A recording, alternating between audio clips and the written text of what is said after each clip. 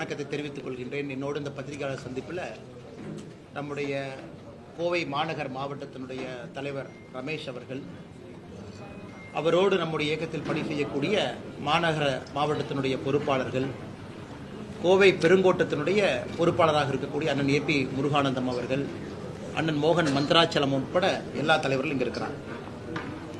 நம்முடைய பாரத பிரதமர் நரேந்திர மோடி தலைமையிலான ஆட்சி இன்னைக்கு 11 ஆண்டுகள் நாம் கடந்திருக்கின்றோம். இந்தியா முழுவதுமே நம்முடைய முக்கியமான தலைவர்கள் பெரும் நகரத்தில் பத்திரிகை நண்பர்களை சந்தித்து உங்கள் மூலமாக மக்களுக்கு 11 ஆண்டுகளில் நாம் என்ன சாதனை எல்லாம் செய்திருக்கின்றோம், என்ன வாக்குறுதி கொடுத்திருக்கோம், எப்படி நிறைவேற்றிருக்கிறோம் அப்படிங்கிறதெல்லாம் பேசிட்டு இருக்காங்க. எனக்கு தமிழகத்தை பொறுத்தவரை சென்னையில் நம்முடைய மத்திய அமைச்சர் கஜேந்திர சிங் ஷேகாவத் அவர்களும், கோயம்புத்தூரில் இன்றும் நம்முடைய அகில இந்திய தலைவர் ஜேபி நட்டா அவர்களுடைய அறிவுறுத்தலின்படி பத்திரிகை நண்பர்களை சந்தித்துக் கொண்டிருக்கின்றோம். வருகின்ற காலத்தில் நம்முடைய மாநில தலைவர் அண்ணன் நயினார் நாகேந்திரன் அவருடைய அறிவுறுத்தலின்படி தமிழகத்தில் வேறு பகுதியில் நம்முடைய மாநிலத்தினுடைய தலைவர்களும் பத்திரிகையாளரை சந்திக்க ஆரம்பிப்பாங்க. கொஞ்சம் இது நான் ஆரம்பத்தில் பேசுவது கொஞ்சம் நீண்டதாக இருக்கும். பத்திரிகை நண்பர்களுடைய அமைதியை இந்த நேரத்தில் வேண்டிக் கொள்கின்றேன். காரணம், 11 ஆண்டுகள் நம்முடைய சாதனையை இன்று இந்த சந்திப்பின் மூலமாக உங்கள் முன்னால் எடுத்து வைக்கின்றோம். எப்பொழுதுமே ஒரு ஆட்சியினுடைய தன்மையை பார்க்க வேண்டும் என்றால், ஆட்சிக்கு வருவதற்கு முன்பு நாம் கொடுத்திருக்கக்கூடிய மேனிஃபெஸ்டோ, தேர்தல் வாக்குறுதி, அது என்ன என்பதை நாம் எடுத்து படிக்கிறோம். இன்னைக்கு நாட்டு மக்களுக்கு, குறிப்பாக கோயம்புத்தூர் பகுதியில் இருக்கக்கூடிய சொந்தங்களுக்கு, தமிழக மக்களுக்கு என்னுடைய அன்பான வேண்டுகோள், 2014 நம்முடைய தேர்தல் வாக்குறுதியை ஒரு முறை நீங்க எடுத்து படிங்க அப்படின்னு நான் அன்போடு கேட்டுக்கொள்கின்றேன். அதே போல 2019 தேர்தல் வாக்குறுதியும் ஒரு முறை எடுத்து படிங்க அப்படின்னு. இது கொஞ்சம் மாறுபட்ட சிந்தனையா இருக்கும். திராவிட முன்னேற்ற கழகத்தில் யாருமே தேர்தல் வாக்குறுதி எடுத்து படிங்கன்னு சொல்ல மாட்டாங்க. ஆனால் 90% நாங்கள் செயல்படுத்திட்டேன்னு சொல்லுவோம். ஆனால் கொஞ்சம் வித்தியாசமாக பாரதிய ஜனதா கட்சியில் நாங்கள் சொல்லுகின்றோம், 2014-19 2 தேர்தல் வாக்குறுதியும் லைன் பை லைன் படிங்க.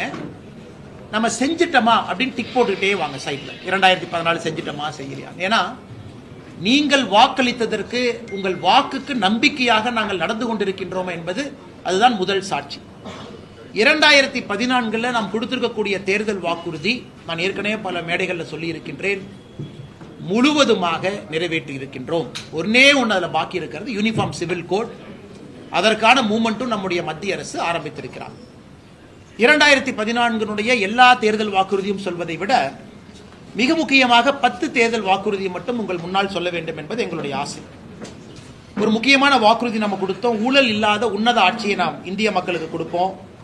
பதுக்கி வைக்கப்பட்டிருக்கக்கூடிய கருப்பு பணத்தை மீட்பதற்கான எல்லா நடவடிக்கை எடுப்போம். இன்னைக்கு 11 ஆண்டுகள்ல நம்முடைய ஆட்சியே சாட்சி.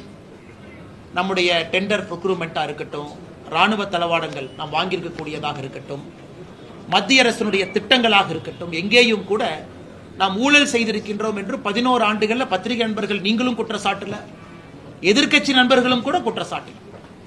தேவையில்லாத சில வதந்திகளை பரப்பிய பொழுதெல்லாம் உச்சநீதிமன்றத்துக்கு போய் உச்சநீதிமன்றம் ரஃபேல் இருந்து எல்லா விஷயத்திலும் கூட மத்திய அரசின் மீது தவறில்லை என்று சொல்லியிருக்கின்றார்.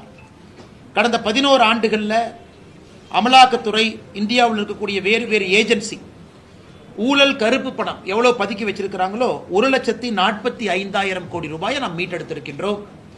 அதே போல வெளியே நாட்டிலிருந்து யாரெல்லாம் ஊழல் செஞ்சுட்டு ஓடி இருக்காங்களோ அவங்களை பிடித்து கொண்டு வருவதற்கான முயற்சி, நிறைய பேர்த்தை எக்ஸ்ட்ராடிட் பண்ணிட்டோம். நிறைய அந்தந்த நாட்டில் நடக்கக்கூடிய கோர்ட்டு கேஸையும் நாம் பார்த்து கொண்டிருக்கின்றோம். அதற்கான உறுதியான நடவடிக்கையை மோடி ஐயா எடுத்திருக்கிறாங்க. பழங்குடி நண்பர்கள் அரசியல்ல நாம் பெரும்பாலும் மறந்துடுவோம். ஏன்னா அவங்க ஓட்டு பெருசா அவங்க போட மாட்டாங்க, தலைவர்கள் இல்லை அப்படின்னு மோடி அவர்கள் 2014 பழங்குடி இடத்தை சார்ந்தவர்களுக்கு முக்கியத்துவம் கொடுத்து, திரௌபதி முர்மு அவர்கள் இன்னைக்கு நம்முடைய ஜனாதிபதியாக பழங்குடி இனத்திலிருந்து வந்திருக்கிறாங்க. நாம் 2014 சொன்னோம், பழங்குடியினர் முன்னேற்றத்திற்காக வன்பந்து கல்யாண் யோஜனா திட்டம் கொண்டு வருவோம். அது மட்டும் இல்ல, பழங்குடியினத்தை உயர்த்துவதற்கான எல்லா நடவடிக்கையும் எடுப்போம், பொலிட்டிக்கலா எல்லாமே. இந்த திட்டத்தை 2014 ஆட்சிக்கு வந்தவுடன் அக்டோபர்ல ஆரம்பிச்சிட்டோம். இந்தியாவில் பழங்குடியினர் வசிக்கும் கிராமங்கள் மட்டுமே 63,843 கிராமங்கள் இருக்கு. ஒரு கிராமத்துக்குமே இந்த திட்டத்தை கொண்டு போயிருக்கோம். இதற்காக 26,135 கோடி ரூபாய் ஒதுக்கி இன்னைக்கு இந்தியாவில் பழங்குடியின மக்கள் சென்டர் ஆஃப் பாலிடிக்ஸ்ல முக்கியமான இடத்துல அமர்வதற்கான எல்லா நடவடிக்கை எடுத்திருக்கோம். 2014 தேர்தல் வாக்குறுதியில் இன்னும் ஒரு முக்கியமானது, ஆர்டிகல் 370 முழுமையாக நீக்கப்பட்டு காஷ்மீர் இந்தியாவோடு இணைப்போம் என்று சொன்னோம். அதை 2019 ஆகஸ்ட் மாதம் அதை நிறைவேற்றியிருக்கின்றோம். பாராளுமன்றத்திலும் சட்டமன்றத்திலும் பெண்களுக்கு 33% இடஒதுக்கீடு வழங்குவோம் என்று 2014 சொன்னோம். 2023 ஆண்டு செப்டம்பர் மாதம் இந்த வாக்குறுதியை நிறைவேற்றியிருக்கின்றோம். சாமானிய மக்களுக்கு மருத்துவ செலவினங்களை குறைப்பதற்காக புதிய திட்டத்தை கொண்டு வருவோம். 2018 ஆயுஷ்மான் பாரத் 5 லட்சம் ரூபாய் மருத்துவ காப்பீடு கொண்டு வந்திருக்கோம். இதுவரைக்கும் 37 கோடி பேர் ஆயுஷ்மான் பாரத் மூலமாக காப்பீடு அட்டையை பெற்றிருக்கின்றார்கள். 1,25 லட்சம் ரூபாய் மத்திய அரசு இந்த காப்பீடுக்காக நாம் செலவு செய்திருக்கின்றோம். தூய்மை இந்தியா திட்டத்தை துவங்குவோம். 2014 அக்டோபர் மாதத்தில் கொண்டு வந்திருக்கோம். 12 கோடி கிராமப்புற வீடுகளுக்கு திட்டத்தின் மூலமாக முதல் முறையாக கழிவறை கட்டி கொடுத்திருக்கின்றோம். விவசாயிகள் பயன்பெற பயிர் காப்பீடு திட்டத்தை அறிமுகப்படுத்துவோம். இதெல்லாம் நம்முடைய தேர்தல் வாக்குறுதிங்க. 2014 2016 பிப்ரவரி இதை ஆரம்பித்தோம். கடந்த 8 ஆண்டுகளில் மட்டுமே நிவாரணமாக பயிர் காப்பீடு நிவாரணமாக 1,75,000 கோடி ரூபாய் விடுவித்திருக்கின்றோம். சிறு குறு விவசாயிகள் பயன்பெறுவதற்காக PM கிசான் திட்டத்தை துவங்கணும். அது 2019 பிப்ரவரியிலிருந்து அந்த திட்டத்திற்கு மட்டுமே 3,68,000 கோடி ரூபாய் 11 கோடி விவசாயிகளுக்கு செலவு செய்திருக்கின்றோம். நாட்டினுடைய 75வது சுதந்திர தின கொண்டாட்டத்தின் பொழுது கூரை வீடுகள் இல்லாத இந்தியாவை உருவாக்குவோம் என்கின்ற சங்கல்பத்தை எடுத்தோம். 2016 ஏப்ரல் திட்டத்தை ஆரம்பித்து இதுவரை 2.7 கோடி வீடுகள் கட்டியிருக்கின்றோம். PM ஆவாஸ் யோஜனா திட்டத்தின் கீழ் MSME குறிப்பாக கோயம்புத்தூர் மாநகரத்தில் நம்முடைய மைக்ரோ ஸ்மால் மீடியம் என்டர்பிரைஸ் இருக்கிறாங்க. அவங்களுக்கு கடன் உதவி திட்டம் இந்தியாவில் முதலாக நம்முடைய தேர்தல் வாக்குறுதி அறிவித்தோம். 2015 ஏப்ரல் அதை ஆரம்பித்து இன்னைக்கு வரைக்கும் 32,40,000 கோடி ரூபாய் நம்முடைய தொழில் முனைவோர்களுக்கு முத்ரா கடன் மூலமாக மத்திய அரசு கொடுத்திருக்கின்றோம். நம்முடைய திட்டங்கள்ல ஒரு சிறப்பு வாய்ந்த திட்டம் இந்த முத்ரா யோஜனா. ராமர் கோவில் கட்டுவோம், சட்ட திட்டங்களுக்கு உட்பட்ட அனைத்து சாத்தியக்கூறுகளையும் ஆராய்வோம் என்று 2014 சொன்னோம். 2019 உச்சநீதிமன்றத்தினுடைய தீர்ப்பு நவம்பர்ல வந்துச்சு. 2024 ஜனவரி மாதம் ராமர் கோவில் கட்டி கும்பாபிஷேகம் நடத்தியிருக்கின்றோம். இது நம்முடைய ஆட்சியினுடைய முதல் 5 ஆண்டுகள். எல்லா வாக்குறுதியும் நண்பர்கள் முன்னாடி சொல்றதுக்கு பதிலா முதல் 10 முக்கியமான 10 உங்கள் முன்னால் சொல்லியிருக்கின்றேன். பத்திரிகை நண்பர்கள் தயவு செய்து நீங்க ஒரு ஸ்பெஷல் ஒரு ப்ரோக்ராம் போட்டு நம்முடைய 2014 மேனிஃபெஸ்டோ எடுத்து நீங்க மக்களுக்கு நாங்கள் செய்திருக்கின்றோமா செய்யவில்லை என்பதை நீங்கள் கொண்டு சேர்க்க வேண்டும் என்று இந்த நேரத்தில் அன்போடு கேட்டுக்கொள்கின்றோம். 2019 5 ஆண்டுகள் ஆட்சிக்கு பிறகு மக்கள் மறுபடியும் ஆதரவு கொடுத்து 2019 நம்மை ஆட்சியில் அமர்த்தினார்கள். அப்ப நம்முடைய தேர்தல் வாக்குறுதி அதுல முக்கியமான 10 உங்கள் முன்னால் வைக்கின்றோம். குடியுரிமை திருத்த மசோதா கொண்டு வருவோம் என்று சொல்லியிருந்தோம். 2019 டிசம்பர் மாதம் கொண்டு வந்தோம். விவசாயிகள் பயன்பெற கிசான் கடன் அட்டை திட்டத்தை கொண்டு வருவோம் என்று சொன்னோம். 2020 டிசம்பர்ல கொண்டு வந்தோம். இன்னைக்கு 7.7 கோடி விவசாயிகளுக்கு 10 லட்சம் கோடி ரூபாய் நாம் KCC திட்டம் மூலமாக கொடுத்திருக்கின்றோம். சிறு குறு விவசாயிகளுக்கு ஓய்வூதிய திட்டம் பென்ஷன் கொண்டு வருவோம் சொன்னாங்க. 2019 செப்டம்பர்ல ஆரம்பிச்சிருக்கிறோம். எனக்கு 60 வயதிற்கு மேல் விவசாயம் இருக்கக்கூடிய பயனாளிகளுக்கு மாசம் 3,000 ரூபாய் ஓய்வூதியம். நாட்டில் இதுவரைக்கும் 24,60,000 விவசாயிகள் இதில் பயன்பெற்றிருக்கின்றார்கள். மீனவர்கள் பயன்பெற மத்ஸ்ய சம்பத்த யோஜனா திட்டம் கொண்டு வருவோம் என்று சொன்னோம். 2020 செப்டம்பர் மாதம் ஆரம்பிச்சோம். 2020, 21, 24, 25 மட்டுமே 9,407 கோடி ரூபாய் நம்முடைய மீனவ நண்பர்களுக்காக செலவு செய்திருக்கின்றோம். 2025 ஆண்டு முடியும் பொழுது, அதாவது இந்த ஆண்டு டிசம்பர் முடியும் பொழுது இந்தியா $5 trillion என்று சொன்னோம். 2019 சொன்னோம்.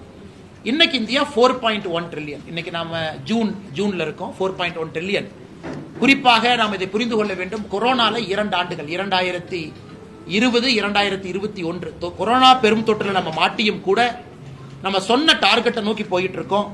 சமீபத்தில் ஜப்பான் நாட்டை முன்னேற்றம் செய்து உலகத்தினுடைய 4வது பெரிய பொருளாதார நாடாக மாறி இருக்கின்றோம். உலகத்தில் வேகமாக வளரக்கூடிய பொருளாதார நாடாக இருக்கின்றோம். எனக்கு international monetary fund 2027 India 5 trillion பொருளாதாரத்தை தொடும் என்கின்ற ஒரு இலக்கை அவங்களே கொடுத்திருக்கிறாங்க. நம்முடைய குரோத் சார்ட்டை வச்சு அனைத்து வீடுகளுக்கும் குழாய் மூலமாக குடிநீர் வழங்கும் திட்டம் செயல்படுத்துவோம் என்று 2019 மேனிஃபெஸ்டோல சொன்னாங்க. ஆகஸ்ட் மாதம் திட்டத்தை ஆரம்பித்தோம். நாட்டில் 12 கோடி வீடுகள், அதாவது மொத்தம் இருக்கக்கூடிய வீடுகளில் 76% நாட்டு மக்களுடைய வீடுகளுக்கு குழாய் மூலமாக குடிநீர் திட்டத்தை கொண்டு வந்திருக்கின்றோம். நாட்டில் 75 புதிய மருத்துவக் கல்லூரிகள் அமைப்போம் என்று 2019 சொன்னோம். 2019 ஆகஸ்ட் திட்டத்தை துவங்கினோம்.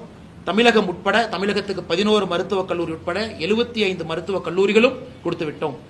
நாட்டில் 5 ஆண்டுகளில் 60,000 கிலோமீட்டர் தேசிய நெடுஞ்சாலை போடுவோம் நம்ம சொன்னோம். 2019 2024 முடியறக்குள்ள மறுபடியும் பத்திரிகை நண்பர்கள் ஞாபகப்படுத்துகிறோம், கொரோனா தொற்று இருந்தும் கூட 5 ஆண்டுகளில் 56,701 கிலோமீட்டர் நேஷனல் ஹைவே நாம் போட்டிருக்கோம். நாட்டில் புதிதாக 200 நவோதய வித்யாலயா கேந்திரிய வித்யாலயா ஆரம்பம் சொன்னோம். 2019 ஆண்டுகளுக்கு பிறகு 113 கேந்திரிய வித்யாலயா நவோதயா பள்ளிகள் நாம திறக்க ஒப்புதல் வாங்கியிருக்கின்றோம், திறந்திருக்கின்றோம். வறுமை கோட்டிற்கு கீழே இருக்கவங்கள சிங்கிள் டிஜிட், அதாவது ஒற்றை எண்ணிக்கை அடிப்படையில் கொண்டு வந்துருவோம். நம்முடைய நாட்டில் மிக இரட்டை எண்ணிக்கை அடிப்படையில் இருக்கிறாங்க, பர்சன்டேஜ் இதில் கொண்டு வந்துவோம் என்று சொன்னோம். நாம் சொன்ன 2012 16.2 விழுக்காடு வறுமை கோட்டு கீழே இருந்தாங்க. $2.15, அதாவது $180 ரூபாய் கீழே அவங்களுடைய வருமானம் இருந்துச்சுங்க. இன்னைக்கு அது 2.3% குறைச்சிருக்கிறோம். 16.2 ஆரம்பித்து இந்த 13 ஆண்டுகளில் 2.3% ஒற்றை இலக்குக்கு கொண்டு வந்திருக்கின்றோம். இதுவும் ஒரு பெரிய சாதனையாக நாம் பார்க்கின்றோம். அதே போல நம்முடைய பத்திரிகை நண்பர்கள் தயவு செய்து 2019 நம்முடைய தேர்தல் வாக்குறுதியும் கூட ஒரு முறை நீங்கள் அலசி ஆராய வேண்டும், மக்களுக்கு எடுத்துச் சொல்ல வேண்டும் என்று அன்போடு கேட்டுக்கொள்கின்றோம். அடுத்து 2024 ஆட்சிக்கு வந்த பொழுது 10வது ஆண்டு முடித்து மக்கள் மறுபடியும் 3வது முறை நமக்கு ஒரு வாய்ப்பு கொடுத்திருக்கிறாங்க. அந்த 3வது முறை ஆட்சி அமைக்கும் பொழுது நாம் தேர்தல் வாக்குறுதி மறுபடியும் கொடுத்திருக்கோம். அந்த தேர்தல் வாக்குறுதியினுடைய முக்கியமான அம்சத்தை உங்க முன்னாடி வைக்கிறேன். முத்ரா கடன் திட்டத்தின் கீழ் அதிகபட்ச கடனாக 20 லட்சம் ரூபாய்க்கு உயர்த்துவோம் என்று சொன்னோம். அதை அக்டோபர் 2024 செயல்படுத்தி காட்டியிருக்கின்றோம். 70 வயதுக்கு மேற்பட்டவர்களுக்கு ஆயுஷ்மான் பாரத் மருத்துவ காப்பீடு திட்டத்தின் கீழ் பயன்பெறுவர் யாராக இருந்தாலும், அவங்க என்ன வருமானம் பெற்றிருந்தாலும் கூட 70 வயசுக்கு மேல முழுவதுமாக அதை கொடுப்போம் என்று சொன்னோம். தமிழ்நாடு அரசு அதை நடைமுறைப்படுத்த தயங்கிக் கொண்டிருக்கின்றார்கள். அக்டோபர் 2024 நாடு முழுவதுமே 70 வயதுக்கு மேற்பட்டவர்களுக்கு ஆயுஷ்மான் பாரத் திட்டத்தை கொண்டு வந்திருக்கின்றோம். நம்முடைய தேர்தல் வாக்குறுதி 2024 சொல்லியிருந்தோம், உலகத்தில் திருவள்ளுவர் கலாச்சார மையத்தை அமைப்போம் என்று சொன்னோம். சொன்ன பிறகு செப்டம்பர் 2024 சிங்கப்பூரிலிருந்து, அமெரிக்கா ஹூஸ்டனிலிருந்து வரிசையாக நம்முடைய திருவள்ளுவர் கலாச்சார ஸ்தாபனத்தை அறிவித்திருக்கின்றோம், தொடங்க ஆரம்பித்திருக்கின்றோம். நாட்டில் இடதுசாரி தீவிரவாதத்தை முற்றிலும் அகற்றுவோம் என்று சொன்னோம். இன்னைக்கு 2026 மார்ச் முடியும் பொழுது நம்முடைய நாட்டில் நக்சலிசம் என்கின்ற வார்த்தை இருக்காது என்கின்ற சங்கல்பத்தை ஏற்றுக்கொண்டு பணி செய்து கொண்டிருக்கின்றோம். அதே போல 2014, 2019, 2024 3 தேர்தல் வாக்குறுதியும் கூட நாட்டில் யூனிஃபார்ம் சிவில் கோட், எல்லா மதம் எல்லா சமுதாயத்திற்கு ஒரே ஒரு சட்டம் என்று சொன்னோம். அதை நிச்சயமாக பாஜக நிறைவேற்றும், அதற்கான எல்லா முயற்சியும் எடுத்துக் கொண்டிருக்கின்றோம். இது நம்முடைய தேர்தல் வாக்குறுதியை பொறுத்தவரை 11 ஆண்டுகளில் நம்முடைய நாடு எங்கே சென்றிருக்கிறது, நம்முடைய கட்சி என்ன செய்திருக்கின்றோம். அதன் பிறகு தமிழகத்திற்கும் அகில இந்தியாவிற்கும் ஒரு விஷயத்துல கம்பேரிசன், அவங்க என்ன இந்தியா அளவில் என்ன இருக்கு, தமிழ்நாட்டுக்கு நம்ம என்ன பண்ணியிருக்கோம். இந்திய அளவில் இங்க கூட பாத்தீங்கன்னா பேங்க் ஆஃப் பரோடா அவங்க இருக்கிறாங்க. இந்த இதுல ஜன்தன் யோஜனா வங்கி கணக்கு துவங்கணும். 53 கோடி பேர் இந்தியாவில் நம்ம ஆட்சிக்கு வந்த பிறகு வங்கி கணக்கு துவங்கி இருக்கின்றார்கள். தமிழகத்தில் 1,69,00,000 கடந்த 11 ஆண்டுகளில் முதலாக வங்கி கணக்கு துவங்கி இருக்கிறாங்க. நாட்டில் 52 கோடி முத்ரா லோன் கொடுத்திருக்கோம், 32 லட்சம் கோடி. தமிழகத்தில் 5,79,00,000 முத்ரா லோன் கொடுத்திருக்கோம், 3,20,000 கோடி. இந்தியாவில் முத்ரா லோன்ல தமிழகம் முதல் படியான மாநிலமாக இருக்கின்றோம். ஆயுஷ்மான் பாரத் இந்தியாவில் 37 கோடி கொடுத்திருக்கோம், தமிழகத்தில் 80 லட்சம் கொடுத்திருக்கின்றோம். டேப் வாட்டர், அதாவது குடிநீர் குழாய் மூலமாக 12.2 கோடி வீடுகளுக்கு கொடுத்திருக்கோம், தமிழ்நாட்டில் 89,23,000 வீடுகளுக்கு கொடுத்திருக்கின்றோம். அதே போல டாய்லெட் 12 கோடி இந்தியாவில், தமிழகத்தில் 60,09,000 பேருக்கு நாம் ஆட்சிக்கு வந்த பிறகு முதலாக கழிப்பறை அவர்களுடைய வீட்டுக்கு வந்திருக்கிறது. உஜ்வாலா யோஜனா எல்பிஜி சிலிண்டர் நாட்டில் முதலாக 10,30,00,000 பேருக்கு கடந்த 11 ஆண்டுகளில் கேஸ் சிலிண்டர் வந்திருக்கு. தமிழகத்தில் முதலாக கேஸ் சிலிண்டர் வந்திருக்கக்கூடிய எண்ணிக்கை 40,99,000 குடும்பங்களுக்கு கேஸ் சிலிண்டர் கொடுத்திருக்கும். அதே போல பிஎம் ஆவாஸ் யோஜனா கிராமப்புறம் 2.7 கோடி வீடுகள் கட்டியிருக்கின்றோம். தமிழகத்தில் 6,41,532 வீடுகள் கட்டியிருக்கின்றோம்.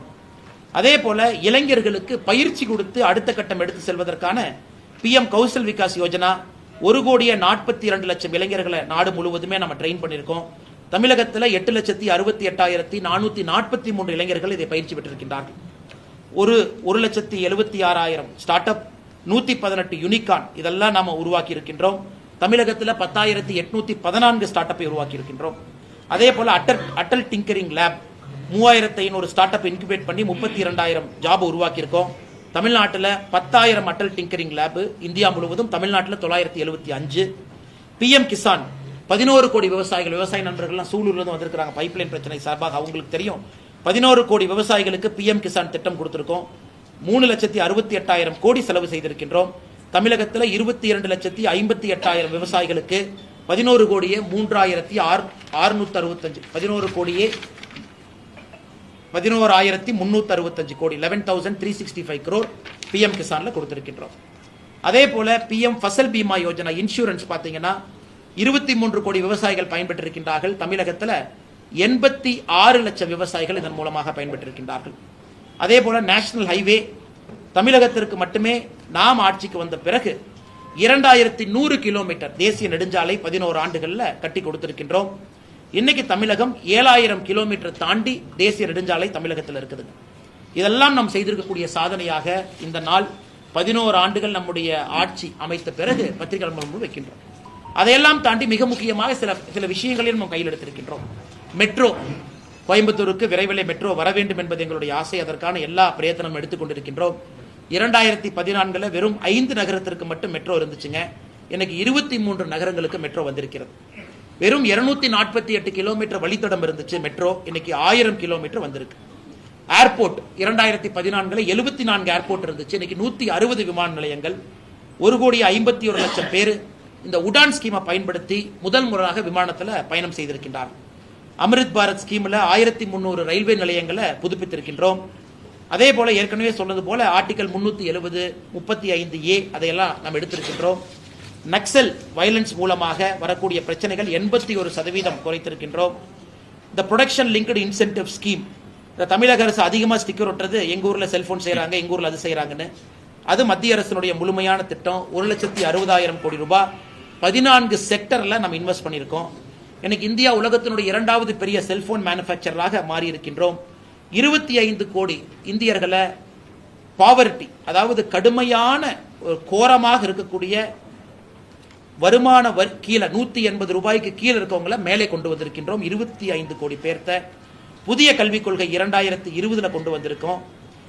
அக்னிவீர் ஸ்கீம்ல 1 லட்சம் இளைஞர்களுக்கு மேல நம்முடைய இந்தியன் ஆர்மி, ஏர்போர்ஸ், நேவியில ஜாயின் பண்ணியிருக்கிறாங்க. அதே போல 10 லட்சம் பேருக்கு அரசு வேலை கொடுப்போம் என்று ஆரம்பித்தோம் ரோஸ்கார் மேளா, அதையும் நிறைவேற்றி இருக்கின்றோம். இது போன்ற ஒரு துறையிலும் கூட நம்முடைய சாதனை பெரிதாக இருக்கிறது. அடுத்தது, தமிழக அரசு எவ்வளவு பணம் வந்துச்சு, மத்திய அரசு பணமே கொடுக்கல அப்படிம்பாங்க. அதையும் பத்திரிகை நண்பர்கள் முன்னால் சொல்வதை எங்களுடைய கடமையாக கருதுகின்றோம். தமிழக அரசு குறிப்பா பார்த்தா நாம மத்திய அரசுக்கு 2 விதமாக பணத்தை அனுப்புகின்றோம். ஒன்னு சென்ட்ரல் ஜிஎஸ்டி, CGST கொடுக்கறோங்க. இன்னொன்னு இன்கம் அண்ட் கார்பரேட் டாக்ஸ். நாம இன்கம் டாக்ஸ் கட்டுறோம், கார்பரேட் காரங்க கார்பரேட் டாக்ஸ் கட்டுறாங்க. இதெல்லாம் மத்திய அரசுக்கு போகுது. பினான்சியல் இயர் 21, 22, 23, 24, 25 முழு டேட்டா இல்லைங்க. இப்ப 21, 22 எடுத்துக்கிட்டீங்கன்னா மொத்தமா நம்முடைய தமிழகத்திலிருந்து மத்திய அரசுக்கு நாம் கொடுத்திருக்கக்கூடிய வரி 21, 22 1,10,453 கோடி, 22, 23 1,34,425 கோடி, 23, 24 1,59,030 கோடி நாம் இங்கிருந்து வரியாக CGST, income and corporate tax கொடுத்தோம். இப்ப மத்திய அரசு தமிழக அரசுக்கு என்ன கொடுத்தாங்க? நேரடி பணமாக டெவல்யூஷன், கிராண்ட் அண்ட் எய்ட் 2 காலத்துல கொடுப்பாங்க. டெவல்யூஷன் நேரா கொடுப்பாங்க, கிராண்ட் அண்ட் எய்ட் திட்டத்தை பொறுத்து கொடுப்பாங்க. 21, 22 நாம் கொடுத்த வரி 1,10,453 கோடி. நேரடியாக மத்திய அரசுடைய நிதி பகிர்வு மட்டுமே 72,510 கோடி. அதே போல 22, 23 1,34,425 கோடி நிதி பகிர்வு அந்த ஆண்டு தமிழக அரசுக்கு வந்தது 76,465 கோடி. இதை தாண்டி நேரடி நிதி பகிர்வை தாண்டி பத்திரிகை டேட்டா கொடுத்துறாங்கன்னா, நேரடி நிதி பகிர்வை தாண்டி 21, 22 100 நாள் வேலைவாய்ப்பு திட்டத்துக்கு 9,638 கோடி, PM கிசான் 2,779 கோடி, ஃபுட் சப்சிடி, அதாவது நாம் ரேஷன் கார்டில் அட்டையில வாங்கக்கூடிய உணவுக்கு மத்திய அரசுடைய மானியம் 13,000 கோடி, ஃபர்டிலைசர் சப்சிடி, யூரியாக்கான சப்சிடி 5,000 கோடி. ஸோ 2021, 22க்கு ஒரே ஒரு ஆண்டை உதாரணமாக எடுத்து உங்களுக்கு விளக்குறோங்க. 30,654 கோடி மத்திய அரசு சப்சிடி மூலமாக 100 நாள் வேலைவாய்ப்பு திட்டத்துக்கு பணமாக சம்பளமாக கொடுத்திருக்கிறார். ஸோ கூட்டி கழிச்சு பார்த்தீங்கன்னா நாம் வரியாக மத்திய அரசு கொடுத்தது 1,10,453 கோடி வரியாக. மத்திய அரசு பணமாக கொடுத்தது 72,000 கோடி. மத்திய அரசு திட்டத்தின் மூலமாக கொடுத்தது 30,000 கோடி. ரெண்டையும் ஆட் பண்ணி பார்த்தீங்கன்னா 1,02,000 கோடி, அதாவது 8,000 கோடி ஷார்டேஜ் இருக்கு அந்த ஒரு ஆண்டு.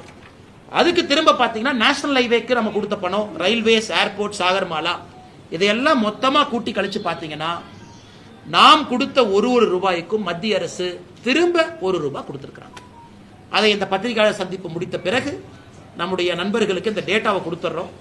ஸோ மாநில அரசு செக் பண்ணட்டும் நம்ம கொடுத்ததுக்கும் மத்திய அரசு திரும்ப கொடுத்துட்டாங்களாம். அதையும் கூட மோடி அவர்கள் நேர்மையாக அவர் ஆட்சி அமைத்த பிறகு வந்த ஃபினான்ஸ் கமிஷன்ல மாநில அரசுக்கு 32% இருந்த நிதி பகிர்வை 42% உயர்த்தி அதை பண்ணியிருக்காங்க.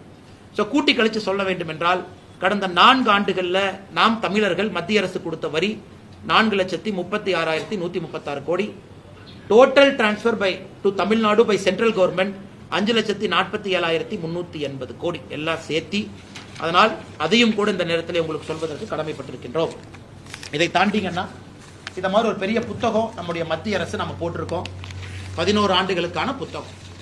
ஒரு செக்டர் இது பார்த்தீங்கன்னா 11 ஆண்டுகள் ஆங்கிலத்தில் எல்லாம் இருக்குங்கன்னா தமிழ்ல இருக்கு. இது எல்லா இடத்திலும் மக்களுக்கு கொடுக்குறோம். மத்திய அரசினுடைய இடத்துல கொடுக்குறோம். ரயில்வே ஸ்டேஷன், பஸ் ஸ்டாண்டில் இது காப்பி இருக்கு. வெப்சைட்டில் எடுத்துக்கலாம், வாட்ஸ்அப்பில் கூட ஃபார்வர்ட் பண்ணிக்கலாம். அதனால எல்லோருக்கும் கூட நாம் செய்திருக்கக்கூடிய சாதனை ஒரு புத்தகமாக இருக்கு. நம்ம என்ன செஞ்சிருக்கோம், ஒரு துறையில் என்ன மாற்றத்தை கொண்டு வந்திருக்கின்றோம். பாதுகாப்பு துறையாக இருக்கட்டும், டிஃபென்ஸ் துறையாக இருக்கட்டும், பெண்களுக்காக இருக்கட்டும், இளைஞர்களுக்காக இருக்கட்டும், விவசாயிகளுக்காக இருக்கட்டும். பத்திரிகை நண்பர்களுக்கு என்னுடைய அன்பான வேண்டுகோள், நம்முடைய மாவட்டத்தினுடைய தலைவர் அவங்க இது ஒரு காப்பியா பத்திரிகை நண்பர்களுக்கு அனுப்பிச்சு விட்டுட்டீங்கன்னா காப்பி இருக்கு. அது எல்லா பத்திரிகை நண்பர்களும் ஒரு பார்த்துருவாங்க. ஏன்னா நம்ம இந்த பிரஸ் மீட்ல எல்லா விஷயத்தையும் பேசுவது நேரம் உங்களுக்கு அதிகமாக எடுத்துக்குவோம். அதனால ஒரு முறை நீங்க அதை பார்க்கணும்.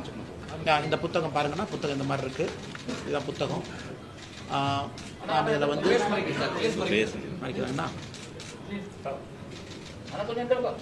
அண்ணா உங்களுக்கு காப்பி அனுப்பிச்சு விட்றோங்கண்ணே. அதில் உதாரணத்துக்கு அது முதல் பேஜ்லேயே பாருங்க, காந்தி ஐயா தான் இருக்கிறாங்க. அது ஓப்பன் பண்ணோன்னே காந்தி ஐயாவும் மோடி ஐயாவும் கட்டி பிடிச்சிட்டு முதல் பக்கம் பாருங்க. ஃபர்ஸ்ட் பேஜ்லேயே வானத்தேக்கா இருக்கிறாங்க. இது அகில இந்தியா ஃபுல்லாக போகிற புக்கு முதல் பேஜில். இதில் வந்து நம்ம ஒரு துறையாக சொல்லி இருக்கின்றோம். என்ன மாற்றம் 2000 நம்ம டிரான்ஸ்பரண்டா இருக்கோங்கண்ணா. நம்ம செஞ்சதை உங்கள் முன்னால் பத்திரிகை நண்பர்கள் முன்னால் எடுத்து சொல்றோம், புக்கு போடுறோம், தைரியமா சொல்றோம். எங்க தேர்தல் வாக்குறுதியை படிங்க. இதே திராவிட முன்னேற்ற கழகம் ஆட்சிக்கு வந்து 4 ஆண்டுகள் ஆச்சு. 511 தேர்தல் வாக்குறுதியில நாங்க சொல்றோம் 50 கூட முழுமையாக நிறைவேற்றவில்லை. அவங்க யாராச்சும் ஒரு பிரஸ் மீட் வச்சு நாங்க ஆட்சிக்கு வந்து 4 வருஷம் ஆச்சு பாருங்க, இதுதான் எங்களுடைய தேர்தல் வாக்குறுதி, இதுவரை சொல்லு. நாம 50 தாங்க நிறைவேற்றிருக்கீங்கன்னா உங்களை என்னை திட்டுறாங்க. முதலமைச்சர் அவர்கள் ஒரு மேடையில ஒரு நம்பர் சொல்றாங்க. 90% இடத்துல சொல்றாரு, 88% இடத்துல சொல்றாரு, 96% இடத்துல சொல்றாரு. ஒருவரும் கூட ஒரு நம்பர் சொல்றாங்க. அதனால பத்திரிகை நண்பர்கள் 4 ஆண்டுகள் திராவிட முன்னேற்ற கழகத்தினுடைய ஆட்சி முடிந்திருக்கக்கூடிய காரணம் இருக்கிறதுனால திமுக தேர்தல் அறிக்கையை அக்கா காட்டா கொண்டு வந்துட்டாங்க பாருங்க. இது திமுகவினுடைய தேர்தல் அறிக்கை இங்க இருக்கு. அதனால் யாராவது ஒரு பத்திரிகை நண்பர் அந்த தேர்தல் அறிக்கையை டவுன்லோட் பண்ணி இவங்க உண்மையாலுமே சொன்னாங்களா, இவங்க சொன்னதுல என்ன உண்மை இருக்கு இங்க பாருங்க. அதாவது 505 விஷயங்கள் சொல்லிட்டு அதுக்கப்புறம் 7 சொல்றாங்க. பொருளாதாரம், வேளாண்மை, நாங்க என்ன பண்ணுவோம்னு சொல்லிட்டு தனியாக இன்னொரு பேஜ் அட்டாச் பண்றாங்க. 2 சேர்த்துனீங்கன்னா 505 + 7 512 வரும் திமுகவுடைய தேர்தல் அறிக்கை. யாராவது ஒருத்தர் தயவு செஞ்சு அவங்க சொன்னதுக்கெல்லாம் நாம பண்ணிருக்காங்களா அப்படின்னு நீங்க டிக் போட்டு பாருங்க.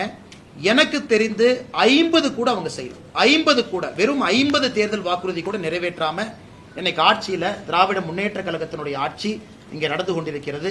அதையும் கூட பத்திரிகை நண்பர்களுக்கு இந்த நேரத்தில் உங்களுடைய கவனத்துக்கு நாங்கள் கொண்டு வர்றோம். இதை தாண்டி உங்களுக்கு கேள்வி இருந்தா கேளுங்க. அதெல்லாம் பதில் சொல்றேன். முதல் இதெல்லாம் முடிச்சுக்கலாம். இந்த அண்ணா பல்கலைக்கழகம் சிடிஆர் எல்லாம் கடைசியா வச்சுக்கோங்கன்னா ஃபர்ஸ்ட் இதை முடிச்சுக்கலாம். நீங்க இவ்வளவு தூரம் சொன்னீங்களே, இவ்வளவு தூரம் சொன்னதுக்கு அப்புறமும் பள்ளி கல்விக்காக, உயர்கல்விக்காக, பள்ளி கல்விக்காக எதுக்காக நீதிமன்றத்தை நாடித்தான் பணம் வாங்க வேண்டியிருக்கா சார் மத்திய அரசு? அண்ணா ஃபர்ஸ்ட் இது சம்பந்தமா கேள்வி இல்லைங்கண்ணா. அது சம்பந்தமா இல்ல. பெட்ரோல் டீசல் விலையை குறைப்புன்னு சொல்லி சொன்னீங்க தேர்தல் வாக்குறுதியில, அதை பத்தி ஒரு வார்த்தை கூட பேசுறீங்க. அண்ணா தேர்தல் வாக்குறுதியிலே பெட்ரோல் டீசல் விலை குறைப்பதாக சொன்னோம், குறைத்திருக்கின்றோம். எவ்வளவு குறைச்சிருக்கீங்க? எவ்வளவு? 5 ரூபா 4 ரூபா ஒரு முறை குறைச்சோம், ஒரு முறை 10 ரூபா 7 ரூபா குறைச்சோம், எல்பிஜி சிலிண்டர் குறைச்சோம். ஆனா இதே தேர்தல் திமுக தன்னுடைய தேர்தல் வாக்குறுதியில பெட்ரோல் டீசல் விலையை குறைக்கிறேன்னு சொன்னாங்க. நாங்க 2 முறை குறைத்திருக்கின்றோம் 11 ஆண்டுகள்ல. 2 முறை பாரதிய ஜனதா கட்சி ஆட்சியில குறைச்சிருக்கிறோம்.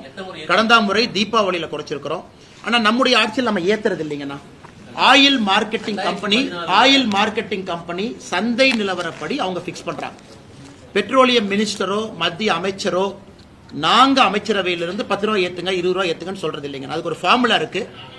International Brent oil crude price, அது லேண்டிங் காஸ்ட் மும்பையில் லேண்ட் ஆனதுக்கு அப்புறம் அந்த லேண்டிங் காஸ்ட்டை வச்சு ஆயில் மார்க்கெட்டிங் கம்பெனி OMC ஒரு பிரைஸை பிக்ஸ் பண்றாங்க. இதுல மத்திய அரசினுடைய தலையீடு எங்கேயுமே இல்லை.